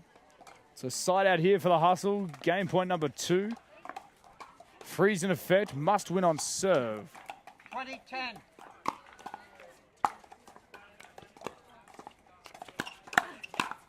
Michelle Esquivel again. The one. They go back to back. Proud is Mama Michelle getting it done with Talia Saunders. They'll take game 1 for the women's doubles and the men to come out next, Brendan. Yeah, look, the New Zealand Hustle women, Talia Saunders, Michelle Esquivel, no real surprise there with them taking that first game. As I said, I think they're going to be one of the toughest to beat women's pairs this season in MLP. However, the men's doubles is a very different story, and I think the favour definitely is on the side of the Sydney Smash here with Mitch and Kim taking on Kyle and Santosh. Yeah, it will be a very, very interesting conversation. Let's jump to commercial now. The lads out there doing their warm-up. Game 2 coming your way for the Major League Pickleball Australia, powered by Yola. They're not just thinking about only performance, they're thinking about the growth of the game. When I first started, I needed something, and then I needed something different as I got better. And Yola was really great about working with me specifically to help create that for everybody. And as somebody enters this game for the first time, they're going to go through a huge learning curve. And as they experience the full expression of the sport of pickleball, Yola's there to meet them with the performance and technology. Let's play. Back to it here. Thank you, ladies and gentlemen, once again for joining us all around Australia, the world, the Pickleverse. We're live here in Tweed Heads, just south of the New South Wales border on the east coast of Australia. Beautiful part of the world. The weather, though, has been testing not only the commentators and the booth itself and all the equipment that comes with it, but more so the players who have battled all the way through first and foremost in their PPA Pickleball Tour competition, the Tweed Heads Cup, but now also the Major League Pickleball Australia, powered by Yola. They're here and they're in the semi-finals, and it's all to play for with the championship match on the line. 3 p.m. tomorrow afternoon. Right now we've got the Sydney Smash on court for their men's matchup against the New Zealand Hustle, who took game one. The ladies, once again, Michelle Esquivel, Talia Saunders, they got the job done against Connie Lee and Bernadette Massey. Brendan Lee with me here. Ben Abbott in the booth. We are here ready to rock. Smash to get things underway. Kim on serve. Good luck, gents. 0-0.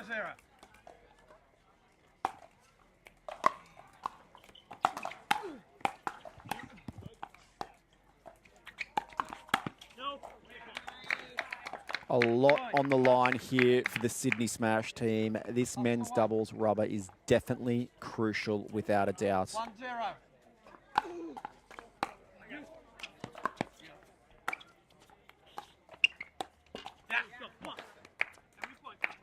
And if we're looking back in the MLP history books here in Australia, Ben, and we're going to have to do some fact checking, but I do not believe a New Zealand team has ever made an MLP final. Ooh. Sydney Smash, on the other hand, they have. Yeah, on many, many occasions as well, led by their captain, Mitch Hargraves. He's no stranger to the spotlight, the limelight, the centre court space. Right now, though, the hustle, everything going their way, staying aggressive, chemistry looking good. Got a 3-0 scoreboard against the Smash. Working Kim overtime. Hargraves itching to get in. All right, this is a very positive start here by the New Zealand Hustle. 4-0.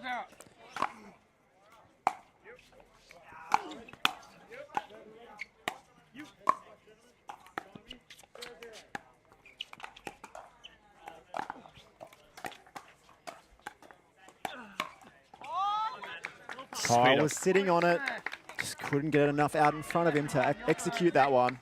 But relief for Sydney Smash, they're on the board. 1-4. Relief indeed, I'm sure.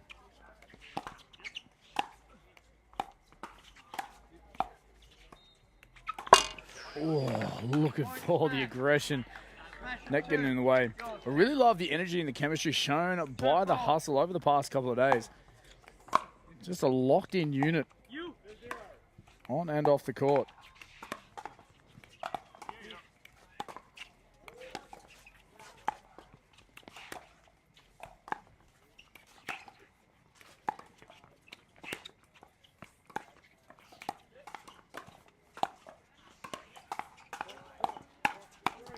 Speed up, but handled all too well. Mitch Hargraves, you can't catch that man off guard. Here come the Sydney Smash, 3 points on the board now.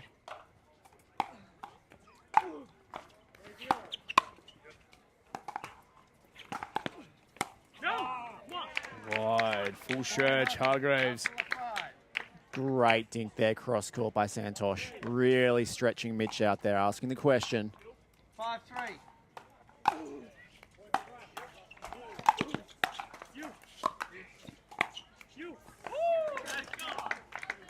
And a let's go call from Kim. Your serve, Kim. Yeah, he's starting to fire up. He had a bit of a shaky start. He seems a little bit just in sorts, you would say.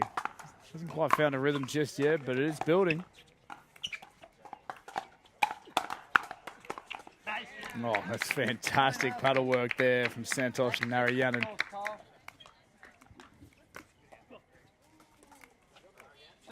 Hustles, goes back to a 6-4 2-point buffer.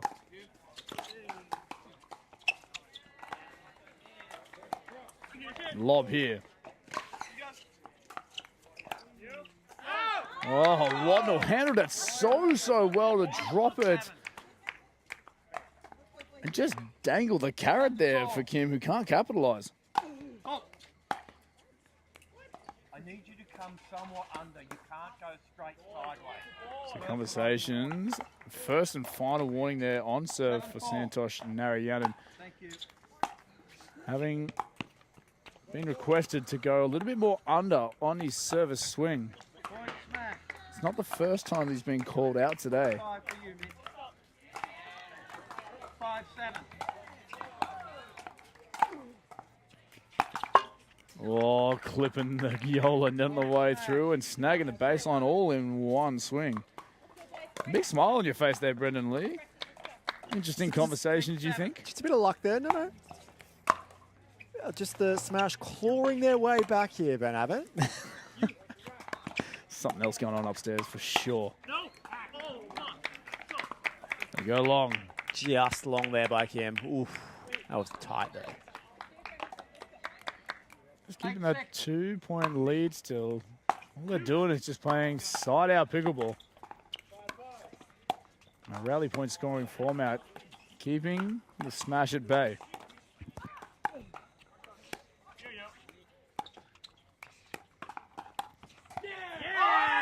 Oh, that was filth up the line there. Kim did not see that coming whatsoever. He was like a deer in headlights. Very, very different conditions. They are out here tonight playing under lights. No breeze whatsoever. Perfect for pickleball.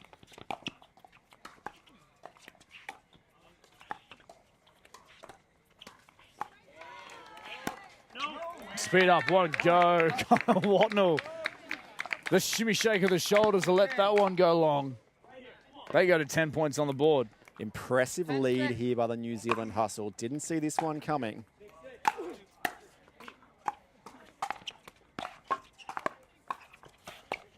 Can't get the speed up. Hustle.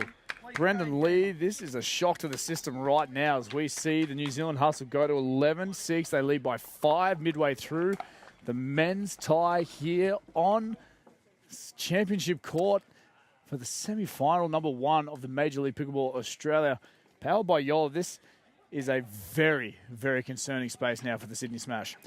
Yeah, without a doubt, but I'm going to call it the Michelle Esquivel effect. I think her energy has just been captivating for her whole team, and I think they're really resonating with her vibe.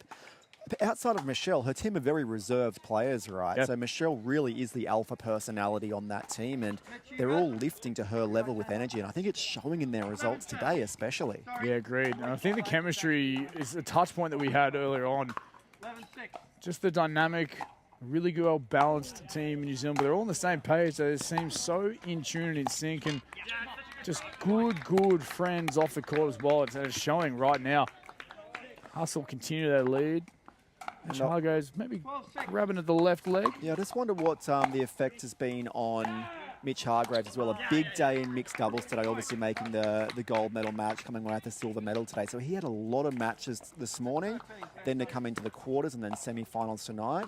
You need to be up to the task if you're going to play so many events over a weekend, right? Yeah, absolutely. But it is a tough ask.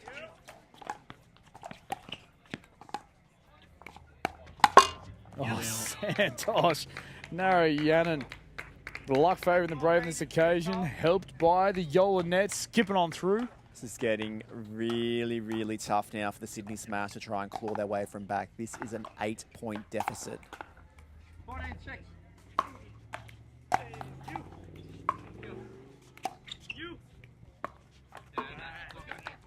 Much needed point on the board there for the Smash. Hargraves turns to his partner, Kim. Let's go, partner. Got to get points on the board now. And I would love to see them just putting ball on the court in front of a Kyle Watnell here. Nice drive there from Mitch Hargraves. That's what they needed. 8-14. Okay, goal here, make ball land in front of Kyle Watnell.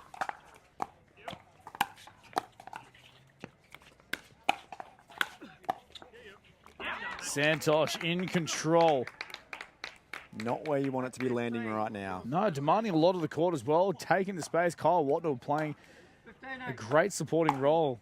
Just happy to see his partner take all control right now. Hargraves wants a piece of it.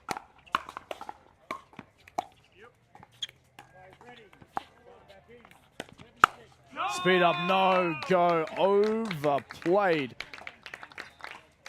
from Youngwon Kim. 16 points up here for the Hustle.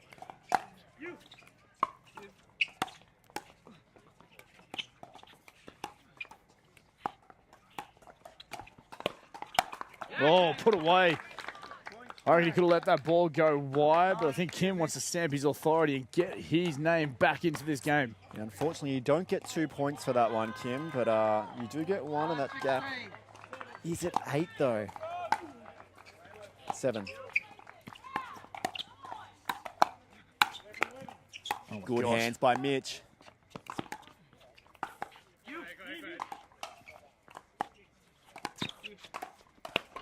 Oh my gosh, that defense could be a turning tape right now.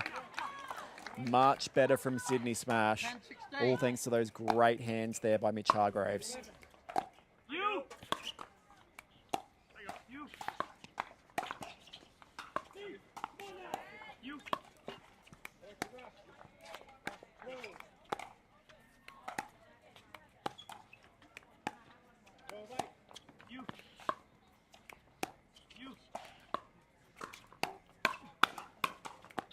Oh, Kyle Watnell, so calm on that play. And he has just lifted the paddle with a flick of the wrist across the body to stop the momentum of the smash after getting a couple of points in a row.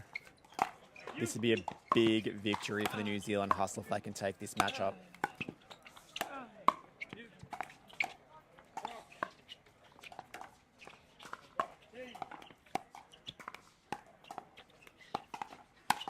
What I'm seeing right now is pure patience from the Hustle, but absolutely recognizing the opportunities when they come and jumping on them. Yeah, Santosh is the X factor right now. He's dangerous. As soon as he can get that ball out of the air, it's danger time for Sydney Smash.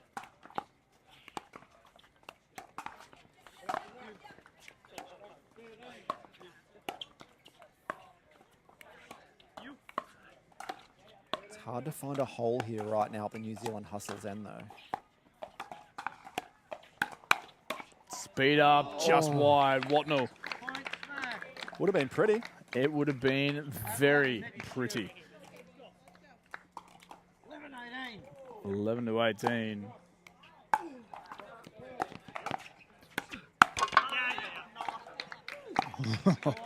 (19 to 11). The facial expressions of Santosh Narayanan said it all. 19-11. 19 points up here, Hustle.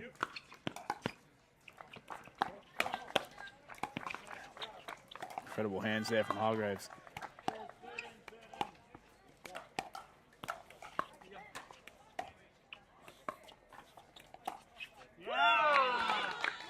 Mitch Hargraves. He's been patient. He's wanting to work his way in. He finds the corner of the court very, very well.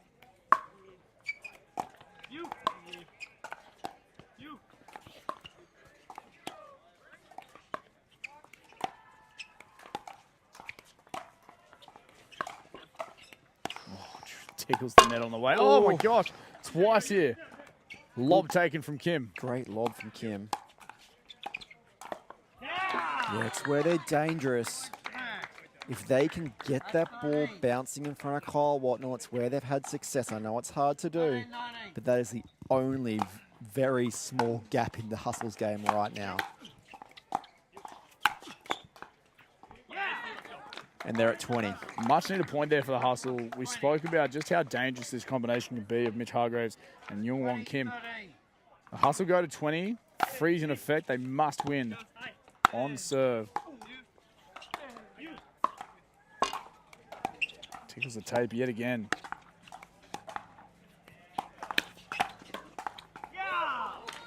Just wide. You don't want to give any momentum to Mitch and Kim right now.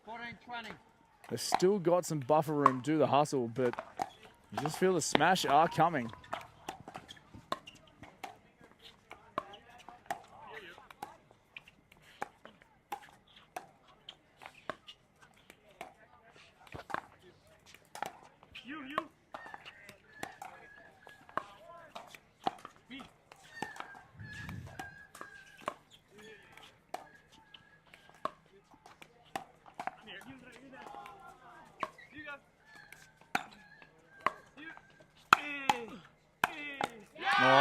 incredible first pickup.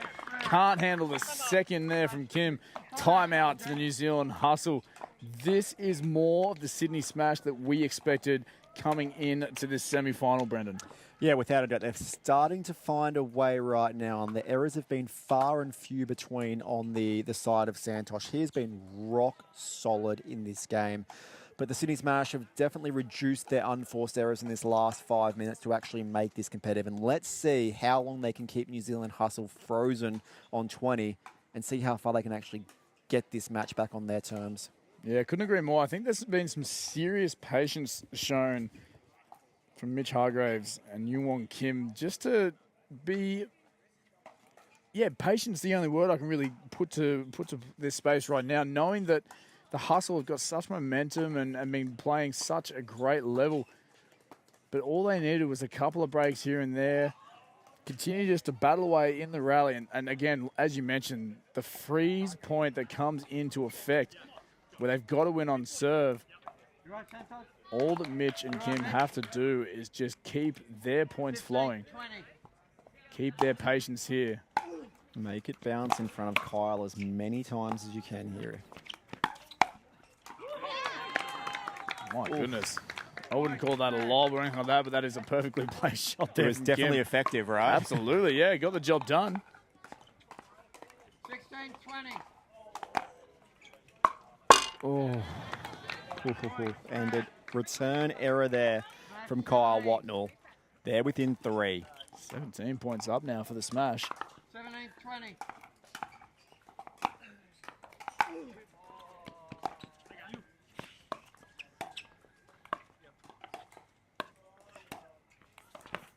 Ankle breaker. Here they come, or continue to come. 18, Kim. My goodness, this would be the comeback of all comebacks.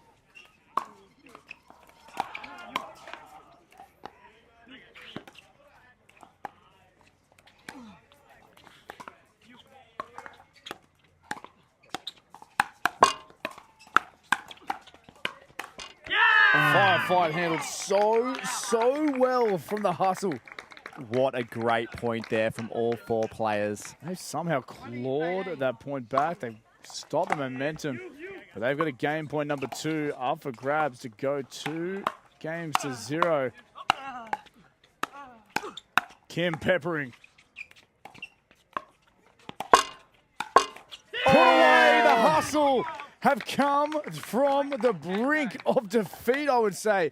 Knowing all the momentum that the Smash had, they will go up 2 games to 0 in the semi-final number 1. Brendan Lee, unbelievable. That was big from the Hustle. We probably didn't see that coming, that they were going to take that rubber of the men's doubles. New Zealand were definitely the underdogs going into that slightly.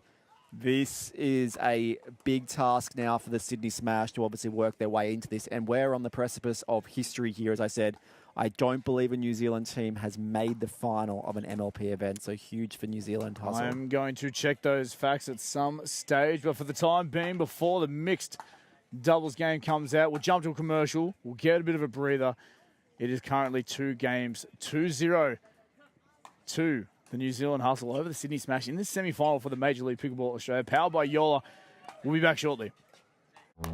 They're not just thinking about only performance, they're thinking about the growth of the game. When I first started, I needed something, and then I needed something different as I got better. And Yola was really great about working with me specifically to help create that for everybody.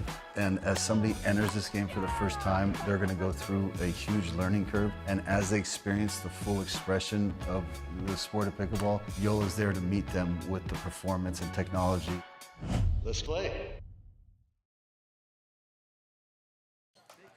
Back to it here, ladies and gentlemen. It will be the mixed doubles up next here for semi-final number 1.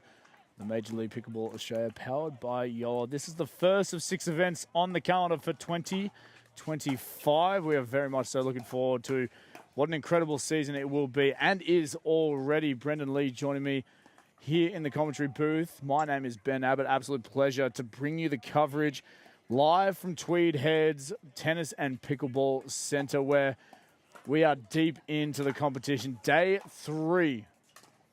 And what a trying 3 days it has been here in Tweed Heads, Brendan. Yeah, well, this is do or die now for the Sydney Smash, and they have sent their number 1 team out, B. Massey and Mitchell Hargraves, to take on Michelle Esquivel and Santosh Narayanan. Narayanan, he's proving quite a pivotal part of this New Zealand hustle team. And I think outside of Michelle Esquivel, he's been the X factor, I would say. Under the radar. Yeah, almost. absolutely under the radar. He's come from nowhere and really just made a name for himself this weekend specifically. And what a pickup it is for the hustle. But I think A great pickup by the hustle, like a DUPR of 5.981, and he's playing all of that DUPR, you know, today without a doubt. And this is although this is Sydney's best mixed doubles team, they've had some great results this weekend, taking on Michelle and Santosh. To stay in this tie must win. is a big ask. Their hopes of a championship rides on this game alone. Underway.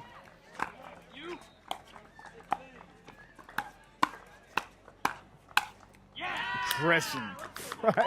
Right from the get-go there from Esquivel and Narayanan. 1-0.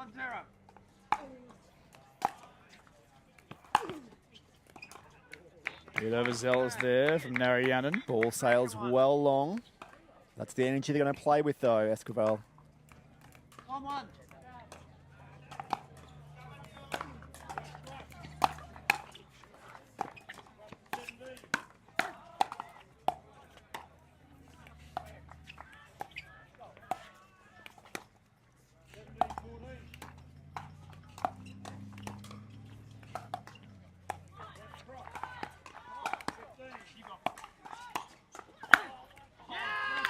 Big, Michelle again. yeah, big heavy dinks there from Michelle Esquivel cross court. B was doing really well to stay in that, but whew, if that's up at shoulder height for Michelle, good night. 2-1.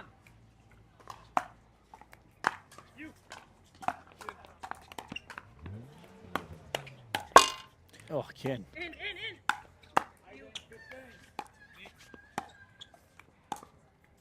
B doing well to get out of the way there.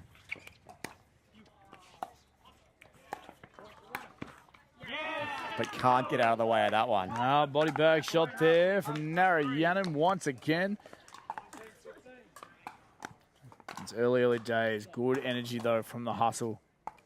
3-1. And again, a little bit of luck favouring them at this point in time.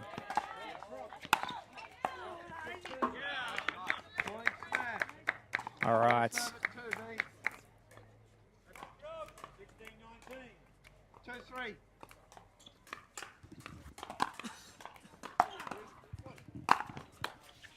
Oh, it doesn't get the contact. Wanted the aggression on swing. Wild swing there from Santosh Narayanan. 3-3. Locking the scores back up at 3 points all.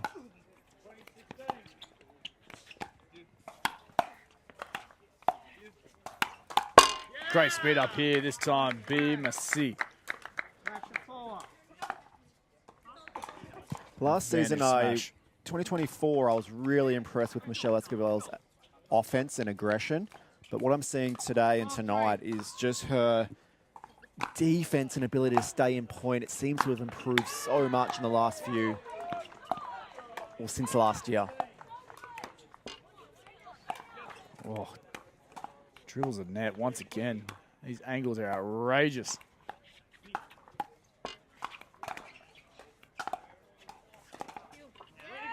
Nice little turn, yeah. Comments made there from Kyle Watnell. Great shot just around the back of Mitch Hargraves from Michelle Esquivel. 4-4. To get a much needed point on the board. Great matchup, very even right now. Mitch just catching that one too far out in front and pulls that one wide. 5-4.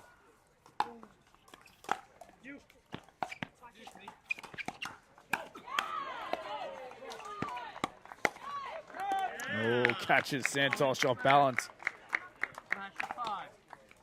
Nice little push down the line.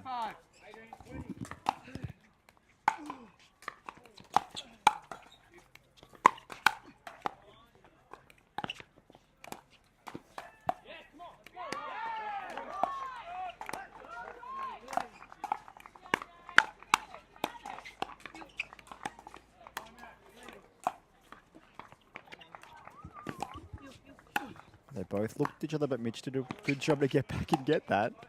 They've got a switch. Oh. This is that little bit of disjointment that we have seen from the smash all game long, and I think this is a little bit of a determining factor right now, because even shaky from the ladies and then the gents in their doubles. This is where the chemistry of the hustle is going to pay off. Lob here from Esquivel, just long, and it will be confirmed from DJ.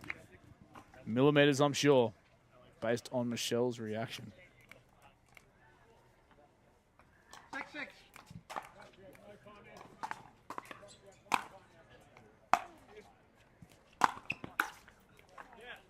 Wide from Santosh. Again, the points starting to flow a little bit for the smash. You don't want to give that momentum, knowing the doubles energy that we have out here right now.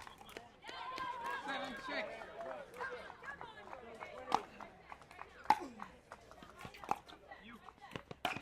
Oh, Michelle Esquivel.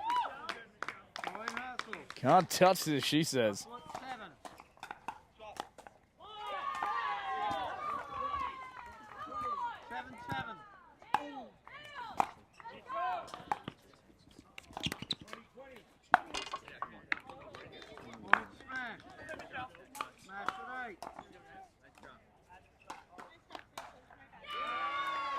8-7.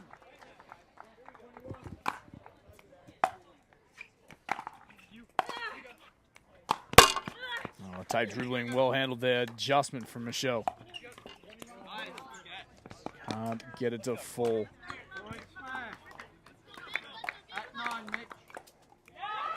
So these two teams have faced up before this weekend. They're here once again, crossing paths in the semi-final. Great dig there by Mitch Hargraves. Oh, ATP, Michelle Esquivel.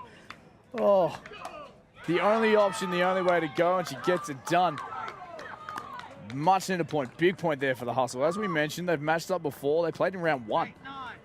And these two teams went all the way to the Dream Breaker. It was the hustle that went 2-0 up in their first encounter. Sound Smash. familiar? Sounds very familiar. Sydney Smash came back, won the next two. Nail biting as well. Just the 2 points in both those games. And then held out and got it done, 21-13 in the Dream Breaker. But right now we can't split these two teams in this game 3 matchup, Brendan. How much does that actually play on New Zealand Hustle's mind, knowing that they're in the same position that they were 2 days ago and lost this match? What I'd be curious to know is what the pairings were for that game 3 matchup. Was it the same from the hustle and against the same combination from the smash to turn the tables?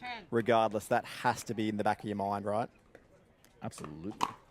To be playing an absolute factor, and I'll put that on Kyle Watnell to make sure that that is not a conversation piece. It is all about what's happening in the here, the now, as the hustle will go up 11-10 in the mid-game break. They'll change ends. We'll jump to a commercial here on Championship Court.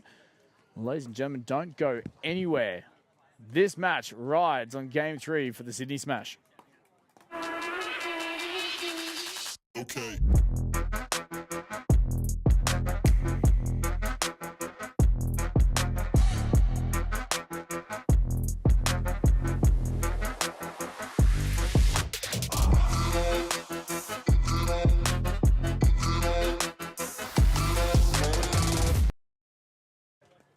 Welcome back to you, pickleball fans of Australia, the world, the Pickleverse. We're back to it.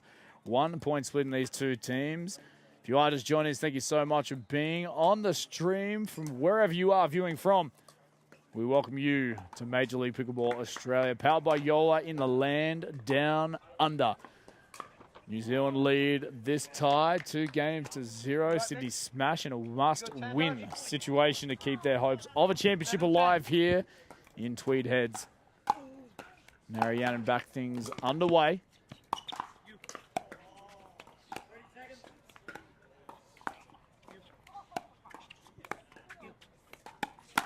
Speed up. Hargraves whips the backhand across the body. Yeah. Narayan definitely telegrammed that to Mitch Hargraves, and geez, did Mitch put some on that.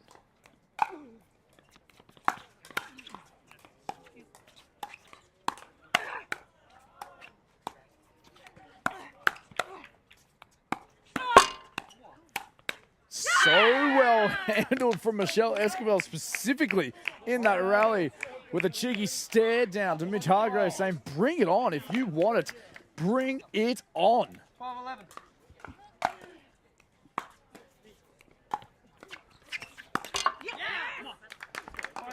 Michelle loves that. It certainly gets her up and about when she comes out on top of any hands battles. And that's dangerous signs from the Sydney Smash if Michelle's got this energy at this time of night. Yeah, the break and scoreboard has been made as well. 13-11 now to the Hustle.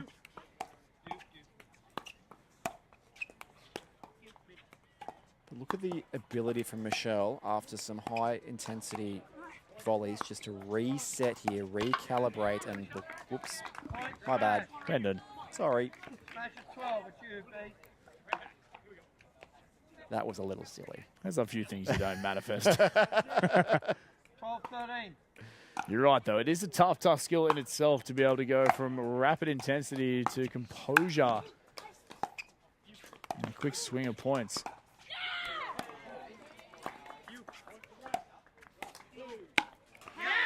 Oh, and Mitch just gifting that one to Santosh. That was juicy. 14, yours, Michelle. 14-12. 14. Crucial stage of game 3 right now. Sydney Smash, work to do.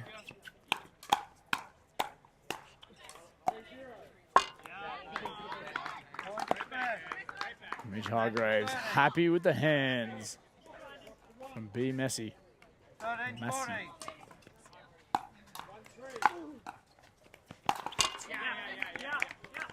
Mitch Hargraves looks like he's having a bit of trouble with the paddle handle. Bit of moisture. It is a little bit cooler here tonight now. Doesn't mean sweat won't play a factor. Great depth on that serve then.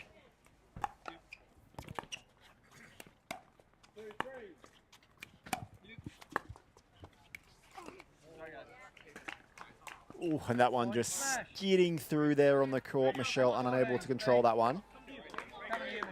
Did mention it is a little bit cooler here. Whether there's a little bit of moisture potentially on the court now, on the lines, just to play a bit of a factor on potentially the flight of the ball, the bounce of the ball. Jumped on from Michelle Esquivel once again. When there's a big point played next, Ben, just watch Michelle and Santosh make contact with their hands. I feel like she's going to break Santosh's hand sometime soon. And the feet there of Michelle. She has force, not just with the paddle, but also on those high fives. Love the energy. 15-16. Passion, intensity.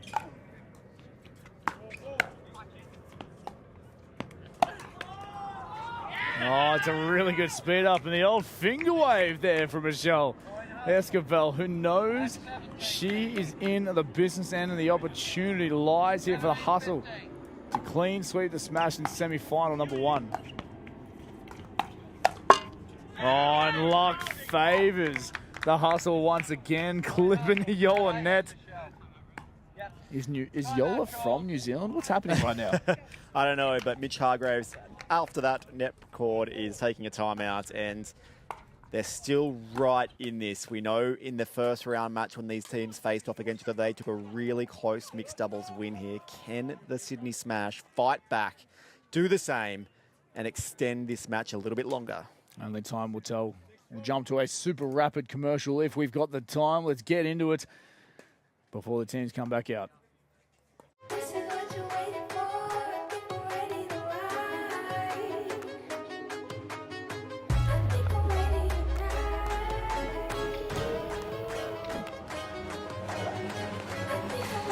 tonight. This is what you're waiting for.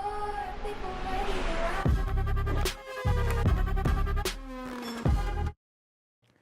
Michelle? Thanks again for joining us once again, ladies and gentlemen. Scoreboard check. We've got 18-15 Hustle lead.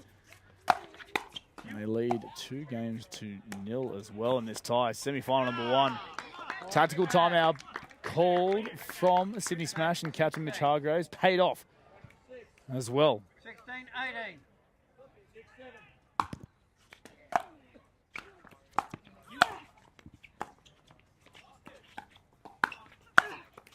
Wow, wow, wow. Tell me you loaded up on that without telling me. Oh, look, the Goodness. contact and the noise said it all. Not a lot else 19-16. required from the commentary booth.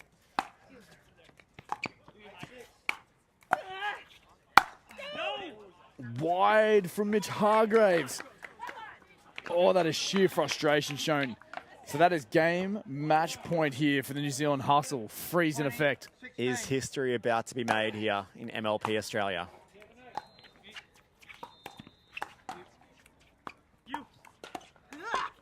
Oh, not yet. And Michelle just saying that was tight as. Yes, it was just one S on that as. There was. 17-20. One save, 17-20.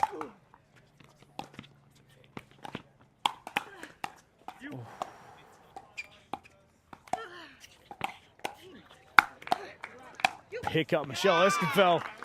All right. Not enough though. Smasher rallying. It's getting interesting. 18-20.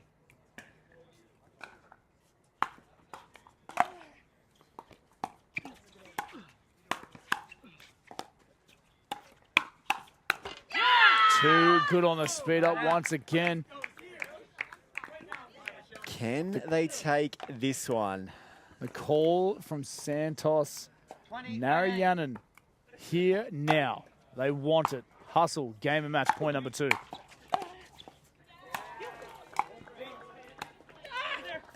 Drops ashore, well placed there from Hargraves. That is a tough volley under pressure, though, to take, to loosen your grip and play a drop volley. Very impressive. Seriously impressive there. I believe there might be an equipment timeout called from Michelle Escovel. Again, a little bit of moisture out there on the court. 19-20. As we recall, Smash came back from 2 games down in the first round. They took 19-20. the game 3 by the smallest of margins, 2 points. They're hanging tough now.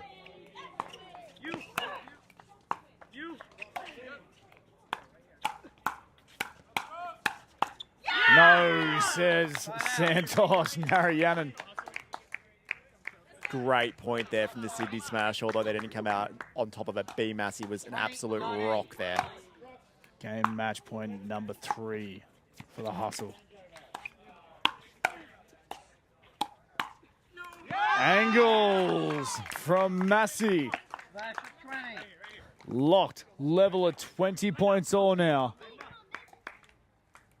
What a comeback by the Sydney Smash.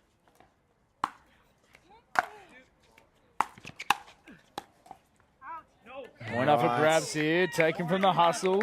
Hustle at 21. Hustle frozen again, though, on 21. They need to win this on serve if they're going to take it. 21-20.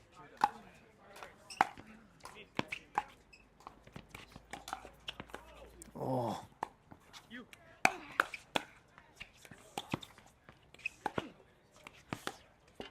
No way. It's done. It's history made. According to you, Brendan Lee, that is 2 games done, 3 games done for the New Zealand Hustle, who clean sweep the Sydney Smash. And ladies and gentlemen, we are seeing for the very first time the New Zealand Hustle through to the championship match. within the Major League Pickleball Australia space. Brendan Lee, shocked to the system, is words to describe what is happening here in Tweed Heads. Yeah, look, history has been made here tonight with the New Zealand Hustle, making it all the way through to Championship Sunday tomorrow. Sydney Smash, what a great effort there in the end. A great fight back from B and Mitch to level it all up there at 20 apiece, but deservedly so. The New Zealand Hustle are through to tomorrow's final. And do you know what? In the 8 teams that we took through to the quarterfinals, they were the 8th seeds. They just scraped through. No way. Well, there's a telling tale right there of sheer commitment, passion, desire, intensity, energy, and just camaraderie. The guys out there on court right now, they're going to suit up for a bit of a cheer and a celebratory photo, knowing that they are the first ever New Zealand team going into Super Sunday, Championship Sunday for the Major League Pickleball Australia. This is event 1. They are setting the tone. They turned the tables on their round 1 matchup against the Sydney Smash, going 2-0 up, then losing in the 5-set tiebreaker, the Dream Breaker. And they've clean swept here tonight for the semifinals. Brendan Lee, we're going to call time on day 3 of the Major League Pickleball Australia, powered by Yola. It was an incredible day. It is the New Zealand Hustle that is the huge, huge talking point here in Tweed Heads. Brendan Lee, thank you so much for joining us once again. We're going to see plenty more of you tomorrow here, plenty more of your voice. My name is Ben Abbott, ladies and gentlemen. Thank you so much for your company here. The broadcast shuts down here on Championship Court. You can jump across to the Grandstand Court. There is semi-final number 2. The Eastern Rush are taking on the Northern Crocs and still going, the winner of that, to face the New Zealand Hustle. Thank you, ladies and gentlemen. Good night. They're not just thinking about only performance, they're thinking about the growth of the game. When I first started, I needed something, and then I needed something different as I got better. And Yola was really great about working with me specifically to help create that for everybody. And as somebody enters this game for the first time, they're going to go through a huge learning curve. And as they experience the full expression of the sport of pickleball, Yola's there to meet them with the performance and technology. Let's play.